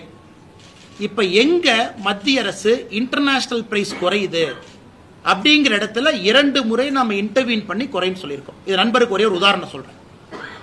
மாநில அரசுகளாக நீங்க கேட்கலாம், மத்திய அரசு நீங்க குறைச்சிட்டீங்க, மாநில அரசு குறைச்சதா? பாரதிய ஜனதா கட்சி ஆளுகின்ற எல்லா மாநிலத்திலும் மாநில அரசு தனியா பெட்ரோலை குறைச்சாங்க. உதாரணத்துக்கு கர்நாடகா, நாம 10 ரூபா குறைச்சதுக்கு அப்புறம் கர்நாடகால 5 ரூபா குறைச்சாங்க. இது எவ்வளவு பெரிய ஆச்சரியம் பாருங்க. அப்ப கர்நாடகால யாராச்சும் இன்னைக்கு இருக்கிறாங்க அப்படின்னா 15 ரூபாய் குறைச்சிருக்காங்க. மாநில அரசு 5 ரூபாயும் மத்திய அரசு 10 ரூபாய். ஆனா தமிழகத்துல கர்நாடகால பிஜேபி அரசு எங்கேயுமே கர்நாடகாவினுடைய ஆளுகின்ற இதுக்கு முன்னாடி ஆண்ட பிஜேபி அரசு நாம் குறைப்பதாக சொல்ல இருந்தும் குறைச்சோம். ஆனா தமிழகத்துல திராவிட முன்னேற்ற கழக அரசு தேர்தல் வாக்குறுதியாக கொடுத்து விட்டும் கூட சிலிண்டருக்கு 100 ரூபாய் குறைக்கணும், குறைக்கல. பெட்ரோல் டீசல் 5 ரூபா 4 ரூபாய் குறைக்கணும், குறைக்கல. அப்படி இருந்தும் கூட பத்திரிகை நண்பர்கள்ட்ட அக்கௌண்டபிலிட்டி இல்லாம சுத்துறாங்க. ஒரு பத்திரிகை நண்பர்கள் ஒரு பிரஸ் மீட் வைக்கும் போது நீங்க கேட்பீங்க, அண்ணே 4 வருஷம் ஆச்சு, இன்னைக்கு பாஜக சொல்றாங்க நாங்க இவ்வளவு பண்ணிருக்கோம், இன்னைக்கு உங்க தேர்தல் வாக்குறுதி 505 + 7 512, நீங்க ஏன் செய்யல அப்படின்னு பத்திரிகை நண்பர்கள் நீங்களும் கேட்கணும். ஏன்னா ஒரு ஜனநாயகத்தில் அக்கௌண்டபிலிட்டி வேணும் அல்லங்கண்ணா. நாம நம்ம நண்பர்களுக்கு என்னுடைய அன்பான அறிவுறுத்தல், international Brent crude oil price landing காஸ்ட்டை வச்சு நம்ம பண்றோம். எங்கேயும் யாருக்கும் அநியாயம் பண்ணல. எந்த ஆயில் மார்க்கெட்டிங் கம்பெனி, ஒரு பாரத் பெட்ரோலியமோ இந்தியன் ஆயிலோ மக்கள்கிட்ட நாங்கள் சம்பாதிச்சு 50,000 கோடி ப்ராஃபிட் பண்றோம், அதற்கும் நாங்கள் விடல. எங்களை பொறுத்தவரை பெட்ரோல் டீசலாக இருக்கட்டும், LPG சிலிண்டராக இருக்கட்டும், ஏழை மக்களோடு எப்போதும் வென்று கொண்டிருக்கின்றோம். 2014 பெட்ரோல் டீசல் விலை என்ன இப்ப என்ன இருக்கு? அப்ப சென்ட்ரல் கவர்மெண்ட் வந்து எவ்வளவு வசூலிச்சாங்க, இப்ப எவ்வளவு வசூலிக்கிறாங்க? அன்னைக்கு கேஸ் பிரைஸ் என்ன, இன்னைக்கு கேஸ் பிரைஸ் என்ன ஒரு கம்பேரிசன். அண்ணா 2014 நம்ம ஆட்சிக்கு வந்த பொழுது வெறும் 64% மக்கள் வீட்டுல மட்டும்தான் கேஸ் சிலிண்டர் இருந்துச்சு. உதாரணத்துக்கு என்னுடைய அம்மாச்சி வீட்டுல நான் சொல்றது கேட்கலாம். நல்ல கேள்வி, நான் சொல்ற பதிலி நீங்க கேட்டுக்கங்க. நல்ல கேள்வி நீங்க கேட்டது. 2014 நம்ம ஆட்சிக்கு வந்த பொழுது வெறும் 64% மக்கள் வீட்டுல தான் கேஸ் சிலிண்டர் இருந்துச்சு. அதையும் நீங்க பாருங்க, 36% மக்களுக்கு நம்ம கேஸ் சிலிண்டர் கொடுத்திருக்கோம் முதலா. இன்னைக்கு இந்தியால 99.99% வீட்டுல கேஸ் சிலிண்டர் கொடுத்தாச்சு. அப்ப நம்முடைய அரசு, மோடி ஐயா அரசு 36% மக்களுக்கு புதுசா இலவச சிலிண்டர் கொடுக்கிறோம். அதற்கான முதல் சிலிண்டர் காஸ்ட்டை ஏத்துக்கிறோம், அதற்கான சப்சிடி போடுறோம். அதை ஏன் பார்க்க மாட்டீங்க? அதாவது எல்லாம் என்ன சொல்றாங்க, ஒரு காங்கிரஸோ திமுகவோ 2014 ரேட், அதே காங்கிரஸ் திமுக கேட்கிறேன், 2014 இந்திய மக்கள் பயன்படுத்திய மொத்த கேஸ் அளவு எவ்வளவு, 2025 எவ்வளவு? 36% மக்களுக்கு கேஸே கொடுக்காம பணக்காரங்க 64% கொடுத்தா நாடு முன்னேறிடுமாங்கண்ணா. நாம் இன்று அதையும் கொடுத்திருக்கோம், அதையும் நீங்க ஃபேக்டர் பண்ணுங்க. அதாவது கேஸ் ரேட் ஏறிடுச்சுன்னு யாராவது சொல்றாங்கன்னா 36% மக்களுக்கு கொடுத்திருக்கிறோமேங்கண்ணா.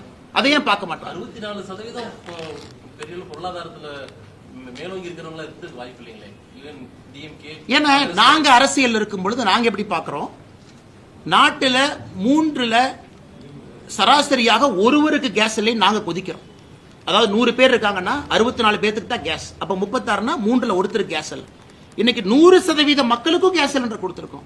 அதான் ஏற்கனவே சொன்னது போல 2014 இந்தியன் ஆயில் கார்பரேஷன் ப்ராஃபிட் என்ன, 2025 ப்ராஃபிட் என்ன? அப்ப ஏறின பிரைஸ் எல்லாம் ப்ராஃபிட்டா மாதிரி இருக்க இல்லை.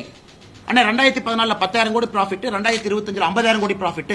எதுக்குன்னா இந்தியன் ஆயில் கார்பரேஷன் 40,000 கோடி ரூபாய் மக்கள் பணத்தை சுரண்டான், அதுக்கும் வழி இல்லை. அதையும் நீங்க செக் பண்ணி பாருங்க. எங்களை பொறுத்தவரை ப்ரொபோஷனேட்டா தாங்க இருக்கு. தேர்தல் வாக்குறுதியில நம்ம எங்கேயுமே பெட்ரோல் டீசல் குறைப்பதாக சொல்ல, ஆனாலும் குறைச்சிருக்கோம். நம்முடைய பிஜேபி ஆளுகின்ற மாநிலம் எங்கேயும் குறைப்பதாக சொல்ல நம்ம குறைச்சிருக்கோம். நான் சொல்வது திராவிட முன்னேற்ற கழகம் சொல்லியும் கூட, இங்க மாண்புமிகு அமைச்சர்கள் யாராச்சும் வரும்போது இதே கேள்வியை கேளுங்க, அண்ணே நீங்க தேர்தல் வாக்குறுதியில சொல்லிட்டு ஏன் குறைக்கலன்னு கேளுங்க. சோ எங்களுக்கும் அவங்களுக்கு இருக்கக்கூடிய டிரான்ஸ்பரன்சி, நான் தைரியமா சொல்றேன், 2014 பாரதிய ஜனதா கட்சியினுடைய மேனிஃபெஸ்டோ நண்பர் நீங்க எடுத்து படிச்சு பாருங்க. நான் சொல்றேன் யூனிஃபார்ம் சிவில் கோட் அது ஆன்கோயிங்கா இருக்கு, எல்லாம் நிறைவேற்றியாச்சு. எடுத்து டிக்கெட் அடிச்சு பாருங்க, எல்லாம் நிறைவேற்றிட்டோம். 2019 முக்கியமான இந்த காம்ப்ளிகேட்டட் விஷயத்தை தவிர அதையும் நிறைவேற்றியாச்சு. அதையும் 2031 மறுபடியும் ஆட்சி அமைத்த பிறகு 4வது முறையாக அன்னைக்கு பத்திரிகையாளர் சந்திப்பில் தலைவர்கள் யாரை சொல்லுவாங்க, அதையும் நிறைவேற்றிருக்கோம். கேளுங்க.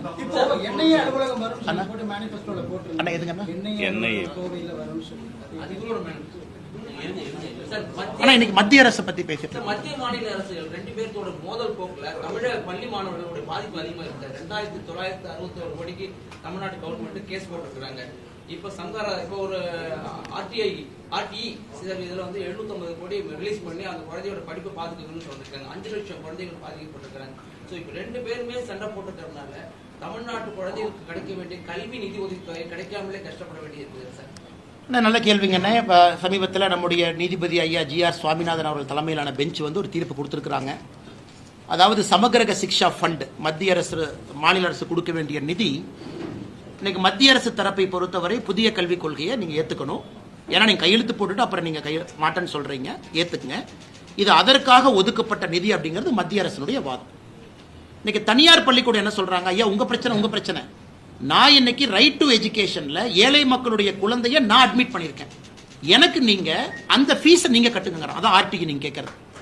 இன்னைக்கு நீதிபதி ஜிஆர் சுவாமிநாதன் அவர்களும் மற்றும் ஒரு நீதி அரசரும் என்ன சொல்லியிருக்கிறாங்க, இந்த ஆர்டிஇ ஃபண்டை மட்டும் தனியாக மத்திய அரசு கொடுக்க பாருங்க அப்படின்னு. அதனால் மாநில அரசு கேட்கட்டும், மாநில அரசு மத்திய அரசு கடிதம் எழுதட்டும். இந்த சமகிரக சிக்ஷா ஃபண்டில் ரைட் டு எஜுகேஷன் ஃபண்டு இப்போ நீங்கள் 750 கோடின்னு ஒரு வார்த்தையை பயன்படுத்துறீங்க. அது எவ்வளவு ஆர்டிஇ ஃபண்ட் இருக்கும்? ஆர்டிஇனாங்கன்னா ஏழை மக்களுடைய குழந்தைகள் அந்த பகுதியில் இருக்கக்கூடிய பிரைவேட் ஸ்கூலில் அவங்க போய் படிக்கும் பொழுது அந்த ஸ்கூல் ஃபீஸை மத்திய அரசு கொடுக்குறாங்க, காம்பன்சேட் பண்ணுறாங்க.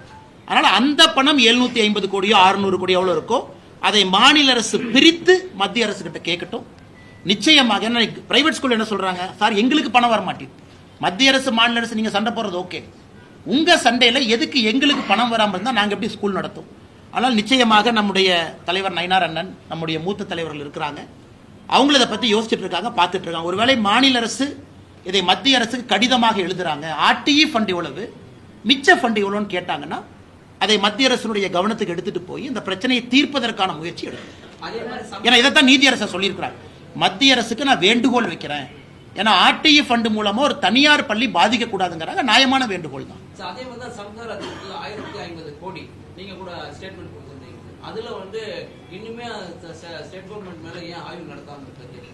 ஏன்னா அந்த ஐசிடில இருக்க தொடர்ந்து ஐசிடி பொறுத்தவரை பல இடத்துல இன்ஃபர்மேஷன் கம்ப்யூட்டர் டெக்னாலஜில நிறைய குளறுபடிகள் இருக்கு. எங்களுடைய ஆதங்கம் வந்து மத்திய அரசு ஆடிட் பண்ணணும். குறிப்பா அந்த ஐசிடி உட்பட கொடுத்த பணத்தை கம்ப்யூட்டருக்கு பயன்படுத்தினாங்களா, கொடுத்த பணத்தை இதற்கு தான் பயன்படுத்தினாங்களா, இல்லை வேற ஏதாச்சும் நிதியை திருப்பி விட்டுட்டாங்களான்னு. ஆனால் பொறுத்திருந்து பார்ப்போம். சார் டெக்ஸ்டைல் இண்டஸ்ட்ரியில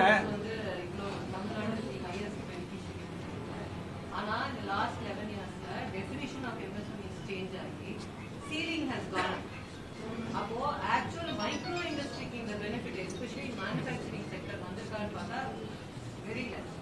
அந்த இம்பாக்ட் ஈவன் காட்டுல ரொம்ப. ஸோ அந்த லோன்ஸ் உடைய பெனிஃபிட்ஸ் மோர் பிகர் யூனிட்ஸ். ஏன்னா இந்த டெஃபினேஷன் மாறினதுனால. It's a fair point madam. நீங்கள் கேட்குறது வந்து குறிப்பாக எஸ்எம்இயை பொறுத்த வரைக்கும் அந்த டெஃபினேஷன் வந்து காலத்துக்கு தகுந்த மாதிரி மாறுதுங்க. ஏன்னா ஒரு யூனிட் வந்து ஸ்மாலாக ஒரு காலகட்டத்தில் இருக்குது, cannot continue to be small after a point of time. அதனால் நான் அந்த பிரேக்கப்போடு உங்களுக்கு திரும்ப வர்றேன். நம்ம ஸ்மாலுக்கு எவ்வளோ கொடுத்துருக்கோம், மைக்ரோ மீடியம் மூன்றுக்கும் தனித்தனியாக கம் வித் பிரேக்கப். அந்த டேட்டாவை பார்த்த பிறகு முரண்பாடுகள் இருக்குது அப்படின்னா we will take it up to the concerned minister.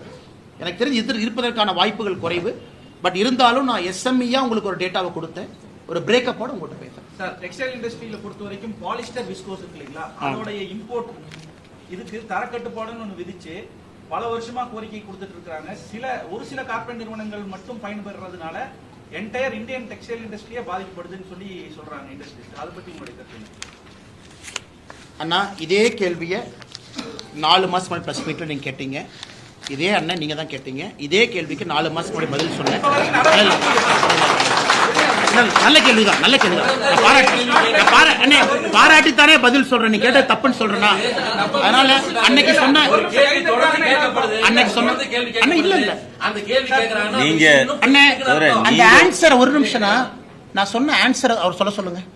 ஆன்சரே கேட்க மாட்டீங்க. நான் சொன்ன ஆன்சர் சொல்ல சொல்லுங்க. நான் அன்னைக்கு சொன்ன ஆன்சரை சொல்ல சொல்லுங்க.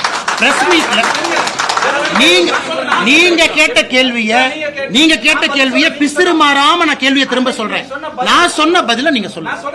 நாங்க மானிட்டரிங் பண்ணிட்டு இருக்கோம். கண்டிப்பா தொழில்துறையினருடைய கோரிக்கையும் பரிசீலனை பண்ணுவோம். இங்க இருக்கக்கூடிய கோயம்புத்தூர்ல இருக்கக்கூடிய விஸ்கோஸ் நிறுவனத்திற்கு, இங்க இருக்கக்கூடிய நிறுவனம், நீங்க கோயம்புத்தூர் விஸ்கோஸ் நிறுவனம் குறிப்பா ஆர்டிபிஷியல் ஃபைபர்ஸ் எனக்கு இந்தோனேஷியா போன்ற நாடுகள் வந்து முக்கியத்துவம் கொடுக்குறாங்க, நார்த் இந்தியாவில் 2 கம்பெனி டாமினேட் பண்ணுறாங்க, இதனால் வந்து பிரச்சனை ஆகுது அப்படிங்கிற ஒரு அடிப்படை தன்மை இருக்கு. கோயம்புத்தூர்ல ஆர்டிஃபிஷியல் ஃபைபர்ல யார் இருக்காங்களோ அவங்கள கூட்டிட்டு போய் நிதியமைச்சரை பார்க்க வச்சோம். இவங்க எல்லாம் வந்து பார்த்தாங்க. அவங்களுக்கு எந்த விதமான கம்ப்ளைண்ட் இப்ப இல்லைங்கண்ணா. நிதியமைச்சரை பார்த்த பிறகு ஆர்டிஃபிஷியல் ஃபைபர் மேனுஃபேக்சர் பண்ணக்கூடிய கோயம்புத்தூரை சார்ந்த தொழிலதிபர்களுக்கு பிரச்சனை இல்லை. அதற்கான நிவர்த்திகள் சில இடத்துல கொடுத்துருக்கோம். ஆனால் டெக்ஸ்டைலை பொறுத்த வரைக்கும் இட் இஸ் வெரி டைனமிக்ங்கண்ணா. 2 வருடத்திற்கு முன்பு கொடுத்த தீர்வு இன்னைக்கு அப்ளை ஆகாது. இட் இஸ் சோ டைனமிக், மாறிக்கிட்டே இருக்கும். அதனால் எங்களை பொறுத்தவரை அண்ணன் கேட்கிற கேள்வி தவறுன்னு நான் சொல்ல, அதே பதிலை தான் நான் திரும்ப சொல்றேன். பிரச்சனைகள் வரும்போதெல்லாம் அதை தீர்ப்பதற்கான எல்லா முயற்சி எடுக்கிறோம். ஒரே பிரச்சனை தொடர்ந்து இருப்பதில்லை. ஒரு காலத்துல இம்போர்ட் டியூட்டி வேணும்னு கேட்டாங்க, இன்னைக்கு இம்போர்ட் டியூட்டி வேண்டான்னு கேட்கறாங்க.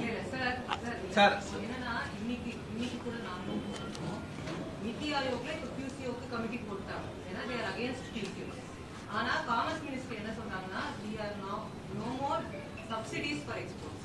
நாங்க QCOs மூலமா தான் இதை வந்து ஹேண்டில் பண்ண போறோம்ங்கறாங்க. ஆனா இந்த QCOஸ்க்கு வந்து again மைக்ரோ அண்ட் ஸ்மால் செக்டர்னால நாட் only டெக்ஸ்டைல்ஸ் இன்ஜினியரிங்லயுமே அவங்களால முடிய மாட்டேங்குது.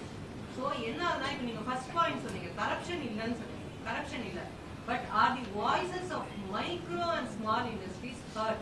அதுக்கான ப்ரொவிஷன் இப்ப இல்ல. அதுதான் கிரீவன்ஸ். மேடம் இப்ப இதை பொறுத்த வரைக்கும் ஓகே, குவாலிட்டி கண்ட்ரோல், குறிப்பா வந்து டெஸ்டிங் லேப் எல்லா இடத்துலயும் இன்னைக்கு மைக்ரோ அண்ட் ஸ்மால் என்ன சொல்றாங்கன்னா எங்களால அதை அஃபோர்ட் பண்ண முடியல, நீங்க அதை சொல்றீங்க. So it's a fair point. ஏற்கனவே சொன்னது போலங்க, ஒரு நாடு முன்னேற முன்னேற முன்னேற நம்முடைய நோக்கம் என்னன்னா ஸ்மால் இருக்கிறவங்க மீடியம்க்கும், மீடியம்ல இருக்கிறவங்க லார்ஜுக்கும் போகணும். அதே நேரத்தில் புதிதா ஸ்மாலுக்கு வரக்கூடிய ஸ்டார்ட் அப்புக்கும் வளர்றதுக்கான எல்லா சூழ்நிலையை உருவாக்கி கொடுக்கணுங்கிறது அரசனுடைய நோக்கம்.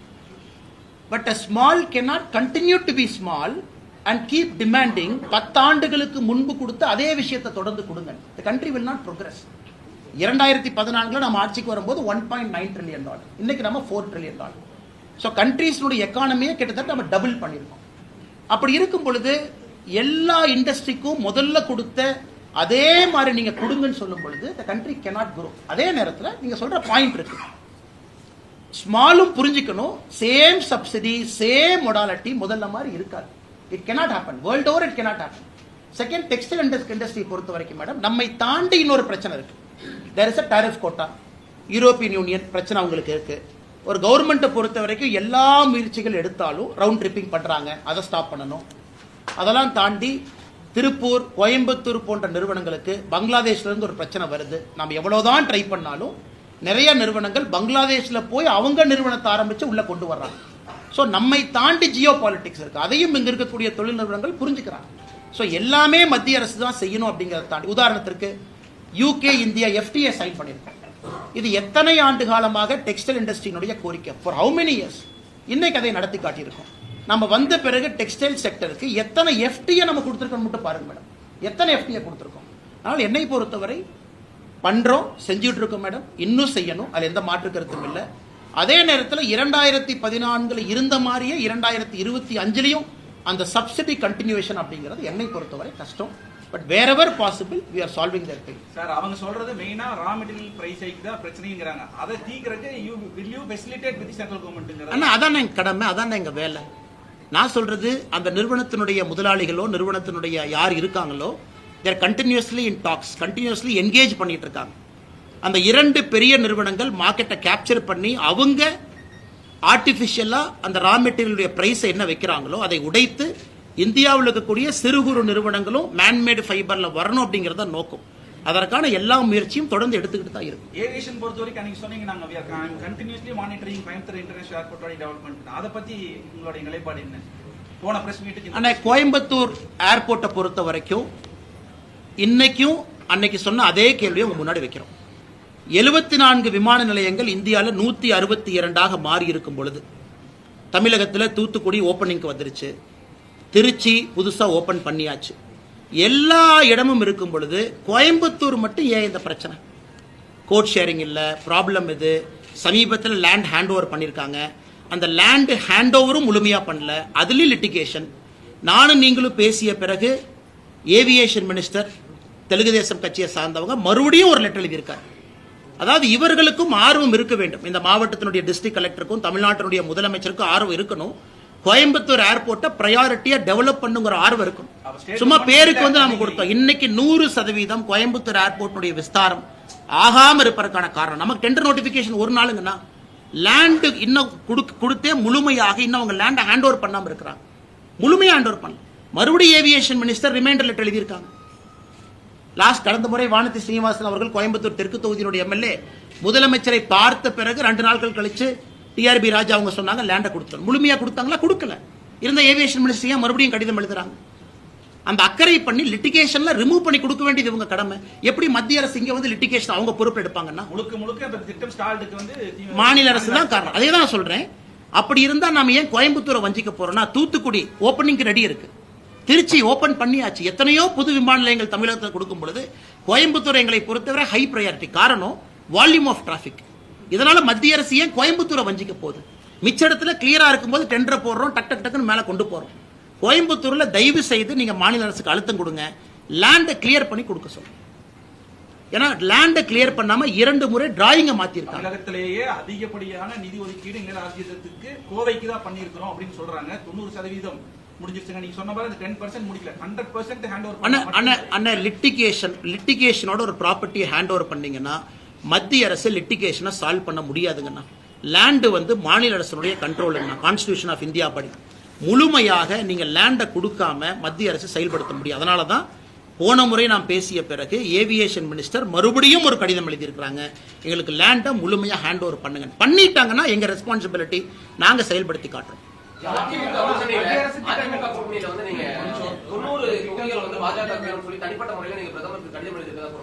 அப்படின்னு யாரும் சொன்னா நான் கடிதம் ஒரு நிமிஷம் தலைவா, நான் கடிதம் எழுதி உங்களுக்கு ஒரு காப்பி கொடுத்திருந்தா ஓகே, நான் கடிதம் எழுதியிருக்கேன்னு சொன்னா ஓகே. காலையிலிருந்து கடிதம் எழுதியிருக்காங்க, இதை வந்து இப்படி சொல்லியிருக்காங்க அப்படி சொல்லியிருக்காங்க. அண்ணா நான் சிவனேன்னு என் வேலையை பார்த்துட்டு இருக்கேன். என்னை பொறுத்தவரை 2024 கூட்டணி எல்லாம் ஃபார்ம் ஆன பிறகு எல்லா கட்சிகளும் அமைந்த பிறகு அந்தந்த தலைவர்கள் பேசுவாங்க யார் எவ்வளவு சீட் நிக்கணும். எங்கிட்ட கேட்டீங்கன்னா பிஜேபி நிறைய சீட்ல நிக்கணும்னு நினைக்கிற ஆள் நான். பிஜேபி 2014, 19, 24 ஒரு ஆண்டு வளர்ச்சி பாதையில் இருக்கு. அதனால் என்னை பொறுத்தவரை நான் கடிதம் எழுதியிருந்தால் நானே உங்கள்கிட்ட சொல்றேன், அந்த நேரம் சூழ்நிலை வரும் பொழுது தலைவர்கள் இருக்காங்க சொல்லுவாங்க. அதனால இதை ஒரு விவாத பொருளாக எதற்கு ஆக்கணும்? எலெக்ஷன் பக்கத்துல வந்துருச்சாங்கன்னா கூட்டணி ஃபார்ம் ஆயிருச்சா? அண்ணாமலையோட வாக்குறுதிகள் ஒண்ணுமே என்னென்ன நிறைவேறிருக்கு சார்? நீங்க எலெக்ஷன் சொன்னீங்களா சார், என்டிஏ தம்பி அண்ணன் கேட்டும்போது என்ஏ எவ்வளவு கொண்டு வரீங்க, அதெல்லாம் என்ன? என்ஏக்கு வந்து நம்முடைய உள்துறை அமைச்சர் கடிதம் போட்டிருக்காங்க. குறிப்பாக நம்முடைய அமித்ஷா அவர்கள் ஒரு கடிதம் எழுதியிருக்கிறாங்க, பதில் கடிதம். என்ன சொல்லியிருக்காங்கன்னா, மதுரை அலுவலகத்தை வந்து நாங்க இன்னைக்கு விஸ்தாரப்படுத்துறோம். காரணம் வந்து ஜியோகிராபிக்கல் லொகேஷன் படி மதுரைக்கு வந்து இன்னைக்கு ஒரு விஸ்தாரப்படுத்தணும். என்ஐஏ என்சிபி ரெண்டுக்கும். ஸோ நார்கோட்டிக்ஸ் கண்ட்ரோல் பியூரோ கோயம்புத்தூருக்கு வர வேண்டும் என்பது எங்களுடைய தொடர் இது. காரணம் இங்கே கல்லூரிகள் பள்ளிகள் அதிகமாக இருக்கு. இன்னைக்கு மதுரை அலுவலகத்தை ஒரு படி மேலே உயர்த்தி விட்டுருக்காங்க, 1 லெவல் அப் கொண்டு போயிருக்காங்க. அது கோயம்புத்தூர் உட்பட எல்லா பகுதிக்கும் அது பார்த்துக்கணும் அப்படின்னு என்ஐஏக்கு நாங்கள் எழுதின கடிதத்திற்கு பரிசீலிப்பதாக கடிதம் எழுதியிருக்கிறாங்க. ஸோ பரிசீலனை இருக்கு. என்சிபியை பொறுத்தவரை நம்முடைய கோரிக்கைக்கு மதுரையை எலிவேட் பண்ணி அதற்கு அதே பவர்ஸ் கொடுத்து சீனியர் ஆஃபீஸர்ஸ் அனுப்பிச்சிருக்காங்க. பட் தொடர்ந்து நாங்கள் கேட்போம், போராடுவோம். காரணம், தமிழகத்தில் கல்லூரிகள் அதிகமாக இருக்கக்கூடிய மாவட்டம் கோவை மாவட்டம். இங்க தனிப்பட்ட அதிகாரிகள் கண்காணிக்கணும். ஒருவேளை மதுரையை எலிவேட் பண்ணா கூட இங்க ஒரு பிரான்ச் ஆஃபீஸ் மாதிரி போட்டுனாவது இங்க வந்து உட்காரணும். அதனால் தொடர்ந்து எல்லா இடத்துலையும் ஃபாலோ பண்ணிக்கிட்டே இருக்கோங்கன்னா போராடிட்டு இருக்கோம். 48 hours ஓகே. மிச்சக்கு எல்லாம் முடிச்சுட்டு அதுக்கு வருவேன். இன்னைக்கு CDR 2க்கு வருவோம். கேளுங்க.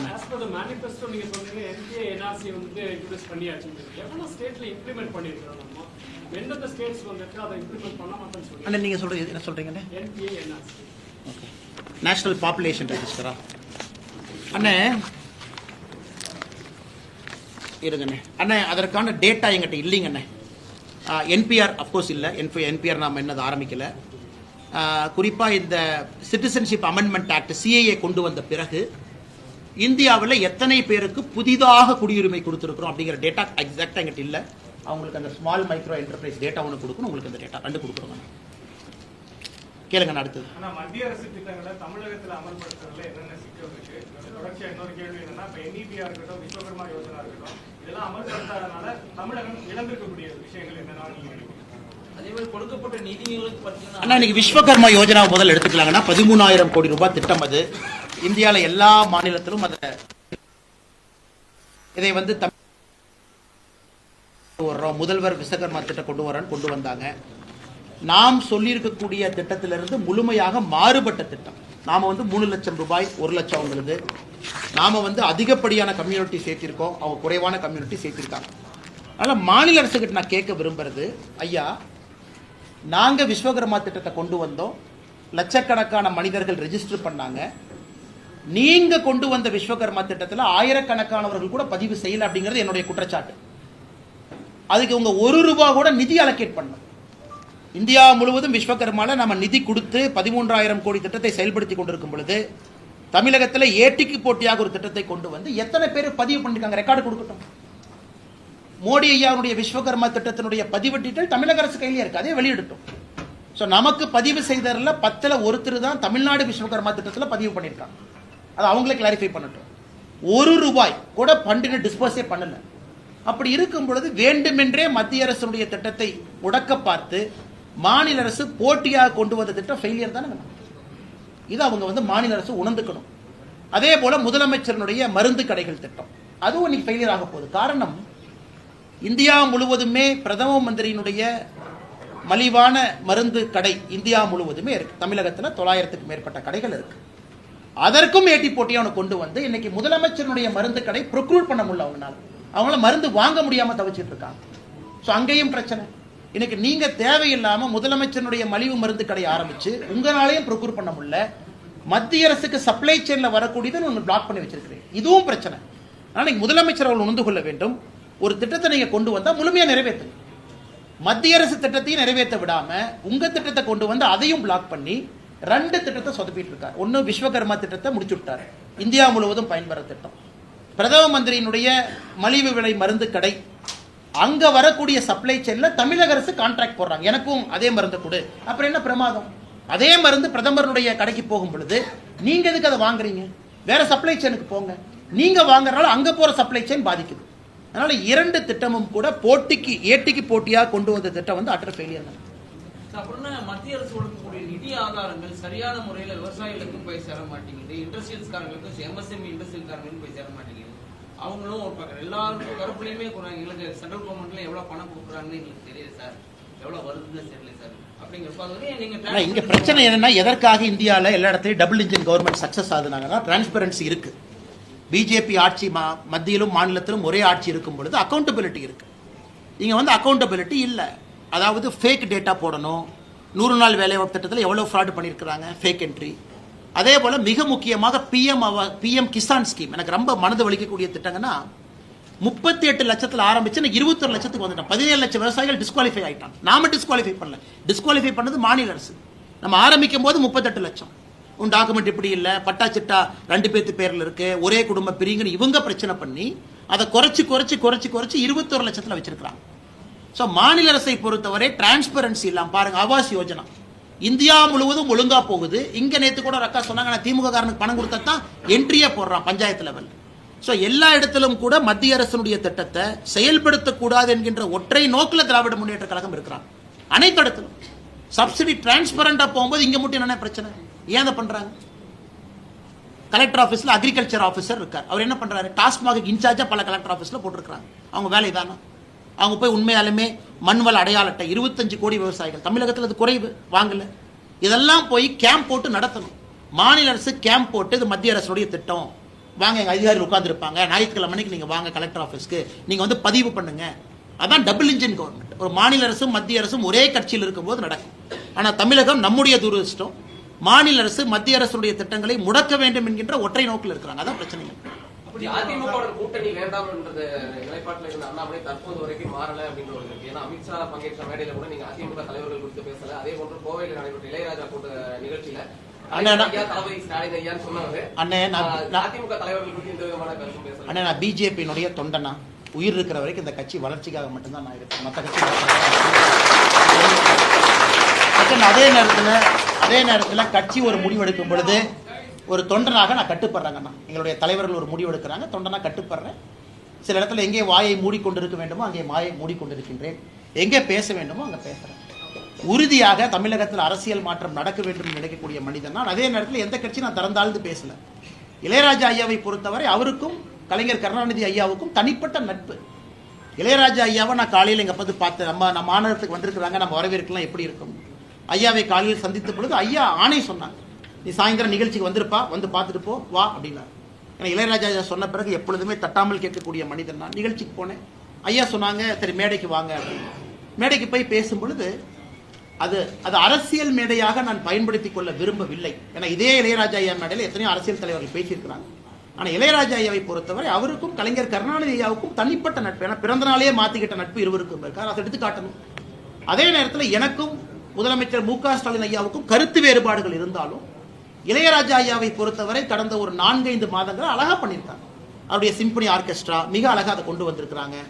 இளையராஜாவுக்கு கொடுக்க வேண்டிய மரியாதையை மாநில அரசு கொடுத்திருக்கிறாங்க. அதைத்தான் நான் சொன்னேனோ தவிர, ஏன்னா மற்ற தலைவர்கள் பெயரை சொல்லவில்லை, அதற்காக கொச்சப்படுத்திட்டாங்க அர்த்தம் இல்லை.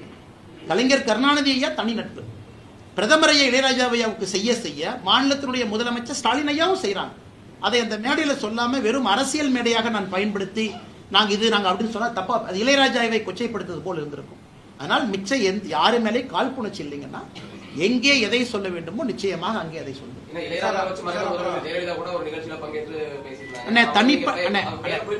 அம்மையார் அவங்க பேரு ஜெயலலிதா அம்மையாருடைய பேரு. தனிப்பட்ட முறையில் அது உங்க கட்சிக்காரங்க இருக்காங்க, எல்லாரும் சொல்லுவாங்க பெரிய ஆளுமை அவங்க, விடுங்கண்ணா. நான் இங்கே குறிப்பாக சொல்லிக் கொண்டிருப்பது மாநில அரசு மத்திய அரசு 2 பேர் இளையராஜா ஐயாக்கு என்ன செஞ்சிருக்கோம் மேடையில் சொல்லிட்டேன். எல்லாரையும் தாண்டி கலைஞர் கருணாநிதி ஐயாவுக்கும் இளையராஜா ஐயாவுக்கும் தனிப்பட்ட நட்பு இருக்கு. அது வேற எந்த அரசியல் தலைவரும் சொல்ல முடியாது. எங்க இடத்துக்கு தனிப்பட்ட நட்பு இருக்கு, அதையும் நான் சொல்லி இருக்கிறேன். அதனால் இதுல ஒரு தலைவர் பேர் சொல்லல சொன்னாங்க அப்படிங்கிறது என்னை பொறுத்தவரை இது ஒரு விஷயம் கிடையாது. கூட்டணி ஆட்சியா அப்படின்னு சொல்லி பாஜக வந்து உறுதியா சொல்றாங்க. தமிழகத்தில் 2026 கூட்டணி ஆட்சியா அப்படின்னு சொல்லி பாஜக தலைவர்கள் சொல்றாங்க. ஆனா அதிமுக பொறுத்தவரைக்கும் கூட்டணி ஆட்சிக்கு வாய்ப்பே கிடையாது. அதிமுக தலைமையில் நான் ஏதாச்சும் பேசினா தேவையில்லாம் பஞ்சாயத்து அண்ணே. நான் வந்து இந்த கூட்டணி ஆட்சி ஆட்சியில எல்லாம் பாஜக ஆட்சின்னு சொல்லிட்டு இருக்கிறேன் நான். ஆனா இன்னைக்கு நம்முடைய கட்சியினுடைய தலைவர்கள் ஒரு முடிவு எடுத்திருக்கிறாங்க. முடிவுக்கு தொண்டனாக நாங்கள் கட்டுப்படுகின்றோம். அது எங்களுடைய தலைவர் நைனா அண்ணா இருக்கிறாங்க, அவங்க எல்லாம் சொல்லுவாங்கன்னா இதுக்குள்ள நான் போக விரும்பல. எனக்கு தனிப்பட்ட கருத்துக்கள் இருந்தாலும் என்னோட இதயத்துக்குள்ள இருக்கட்டும், வேற வரும்போது பேசுவேன். அண்ணா அதெல்லாம் வரும்போது பாத்துக்கலாங்க அண்ணா. இதுக்கு பதில் சொல்ற சரியான தலைவர் வரும்போது அவங்ககிட்ட கேளுங்க.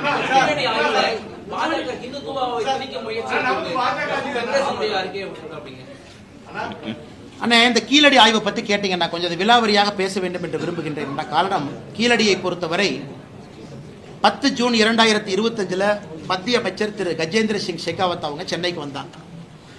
அப்ப இந்த கீழடி ஆய்வை பற்றி ஆர்கியாலஜிஸ்ட் கே அமர்நாத் ராமகிருஷ்ணன் அவர்கள் ஒரு ஆய்வறிக்கை கொடுத்திருந்தாங்க. அதை பத்தி எல்லா மீடியாலையும் சர்ச்சை பண்றேன். இந்த ஆய்வறிக்கை வந்து 982 பேஜ் ஆய்வறிக்கை, கீழடி எக்ஸ்கவேஷன் ரிப்போர்ட்.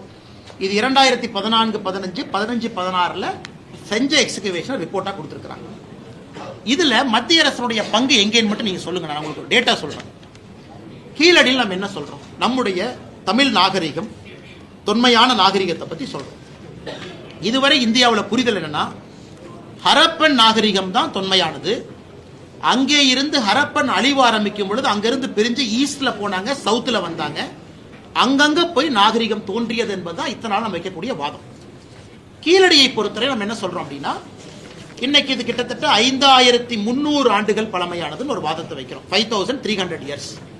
அப்ப ஹரப்பன் எத்தனை ஆண்டுகள் பழமையானது அப்படின்னு ஹரப்பா அதை எடுத்தீங்க அப்படின்னா, அவர்களும் கிட்டத்தட்ட அதே பழமையான ஒரு நாகரிகம் ஹரப்பன் சிவிலைசேஷன் கூட. ஏன்னா இன்னைக்கு ஹரப்பா நீங்க போனீங்கன்னா, அவங்க இன்னைக்கு இண்டஸ் வேலி நம்ம என்ன சொல்றோமோ 3300 பிசியிலிருந்து 1300 பிசி, அப்படின்னா 5500 ஆண்டுகள் இண்டஸ் வேலி சிவிலைசேஷன் பழமையானது. அதே கருத்தை நாம வைக்கிறோம், இண்டஸ் வேலி அழிந்த பிறகு நாம தோன்றல, அது நடந்த பொழுதே பேரலா இங்க நமக்கு நாகரிகம் இருந்துச்சுன்னு தான் நம்ம சொல்றோம். இன்னைக்கு இந்த ரிப்போர்ட்டை வந்து 3 அறிஞர்கள் குவெஸ்டின் பண்ணிருக்காங்க. நாம குவெஸ்டின் பண்ணலீங்கன்னா நல்லா புரிஞ்சுக்க.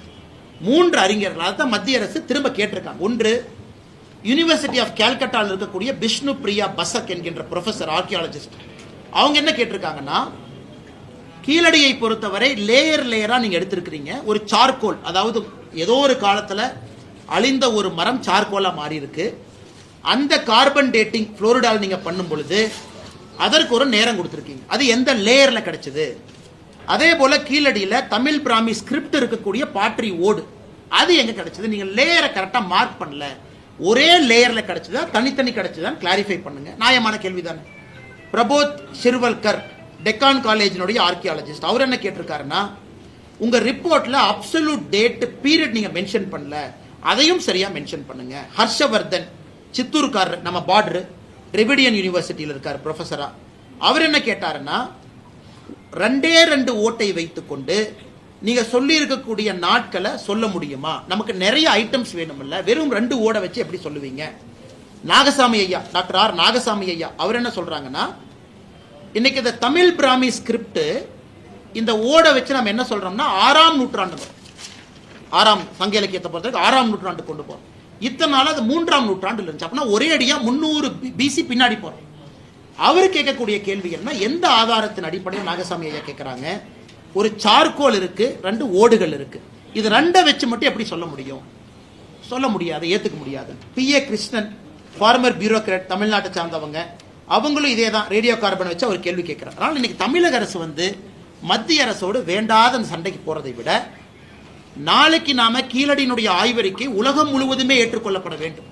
ஏதோ தமிழ்நாட்டில் திராவிட முன்னேற்ற கழகத்தினுடைய ஆட்சி ஒரு எலெக்ஷன் பிரச்சாரத்துக்காக சொல்றது இல்லைங்கன்னா, உலகத்துல ஒரு இடத்துல ஒரு டேட் மாறும் பொழுது உலகம் முழுவதும் அது திரும்ப செக் பண்ணுவாங்க, இது கரெக்டான நேரத்தில் சொல்லியிருக்காங்களா. ஏன்னா எவ்ரிதிங் இஸ் இன்டர்லிங்க். மத்திய அரசு கேட்கறது என்ன, 982 பேஜ்ல சில கிளாரிபிகேஷன் கொடுங்க. 3 ப்ரொஃபசர் கேள்வி கேட்டிருக்காங்க. ஏற்கனவே சொன்னது போல விஷ்ணு பிரியா பசக், பிரபோத் சிவரல்கர், ஹர்ஷவர்தன் கேள்விகளுக்கு பதில் கொடுங்க. நான் பதில கொடுக்க மாட்டேன் மாநில அரசு சொல்வது எப்படி நியாயமாகும்னா, நானும் பெருமைப்படுறேன். 5300, 400, 500 ஆண்டுகள் என்று சொன்னால் இங்க இருக்கக்கூடிய எல்லோரும் பெருமைப்படுறோம். அதுல எந்த மாற்று கருத்தும் இல்லை. உலகத்தினுடைய தொன்மையான மொழி தமிழ்னு சொல்றோம். அப்ப தொன்மையான கலாச்சாரம் இங்க தான் இருக்கு. அதை ப்ரூஃபோட தான் கேட்கிறோம். ஆனா மத்திய அரசை பொறுத்தவரை நாளைக்கு ஒரிசா சொல்றாங்க, இல்ல நான் 2 ஓடு கண்டுபிடிச்சேன், இது 7500 வருஷங்கிறாங்க. கர்நாடகால சொல்றான், நான் தாயா ஃபர்ஸ்ட் வந்த தமிழுக்கு முன்னாடி, இது 8900 வருஷம். ஒரு மாநிலமே அவங்களுடைய அகலாராய்ச்சியில அவங்க ஒரு டேட்டை சொல்லும் பொழுது ஆர்கியாலஜிக்கல் சர்வே ஆஃப் இந்தியா ஒரு ஸ்டாண்டர்டு பேட்டர்ன் வைக்கும் பொழுது எப்படி அது நார்த் வெர்சஸ் சவுத் ஆகும்? இங்க கூடிய சில திராவிட சித்தாந்தவாதிகள் சொல்றாங்க, தமிழர் நாகரிகத்தை மறைப்பதற்காக மத்திய அரசு முயற்சி பண்றாங்க. எதுக்கு மறைக்கணும்? எதுக்கு மறைக்கணும்னு அந்த ரிப்போர்ட்டை ஸ்டடி பண்ணிட்டு 3 ப்ரொஃபசர் கேள்வி கேட்டிருக்காங்க. பதில் சொல்றது நம்ம கடமை அல்ல. அப்படித்தானே ஒரு பக்கம் ஆர்கியாலஜிக்கல் சர்வே ஆஃப் இந்தியா, இன்னொரு பக்கம் TNAD தமிழ்நாடு ஆர்கியாலஜிக்கல் டிபார்ட்மெண்ட் 2 இருக்கு.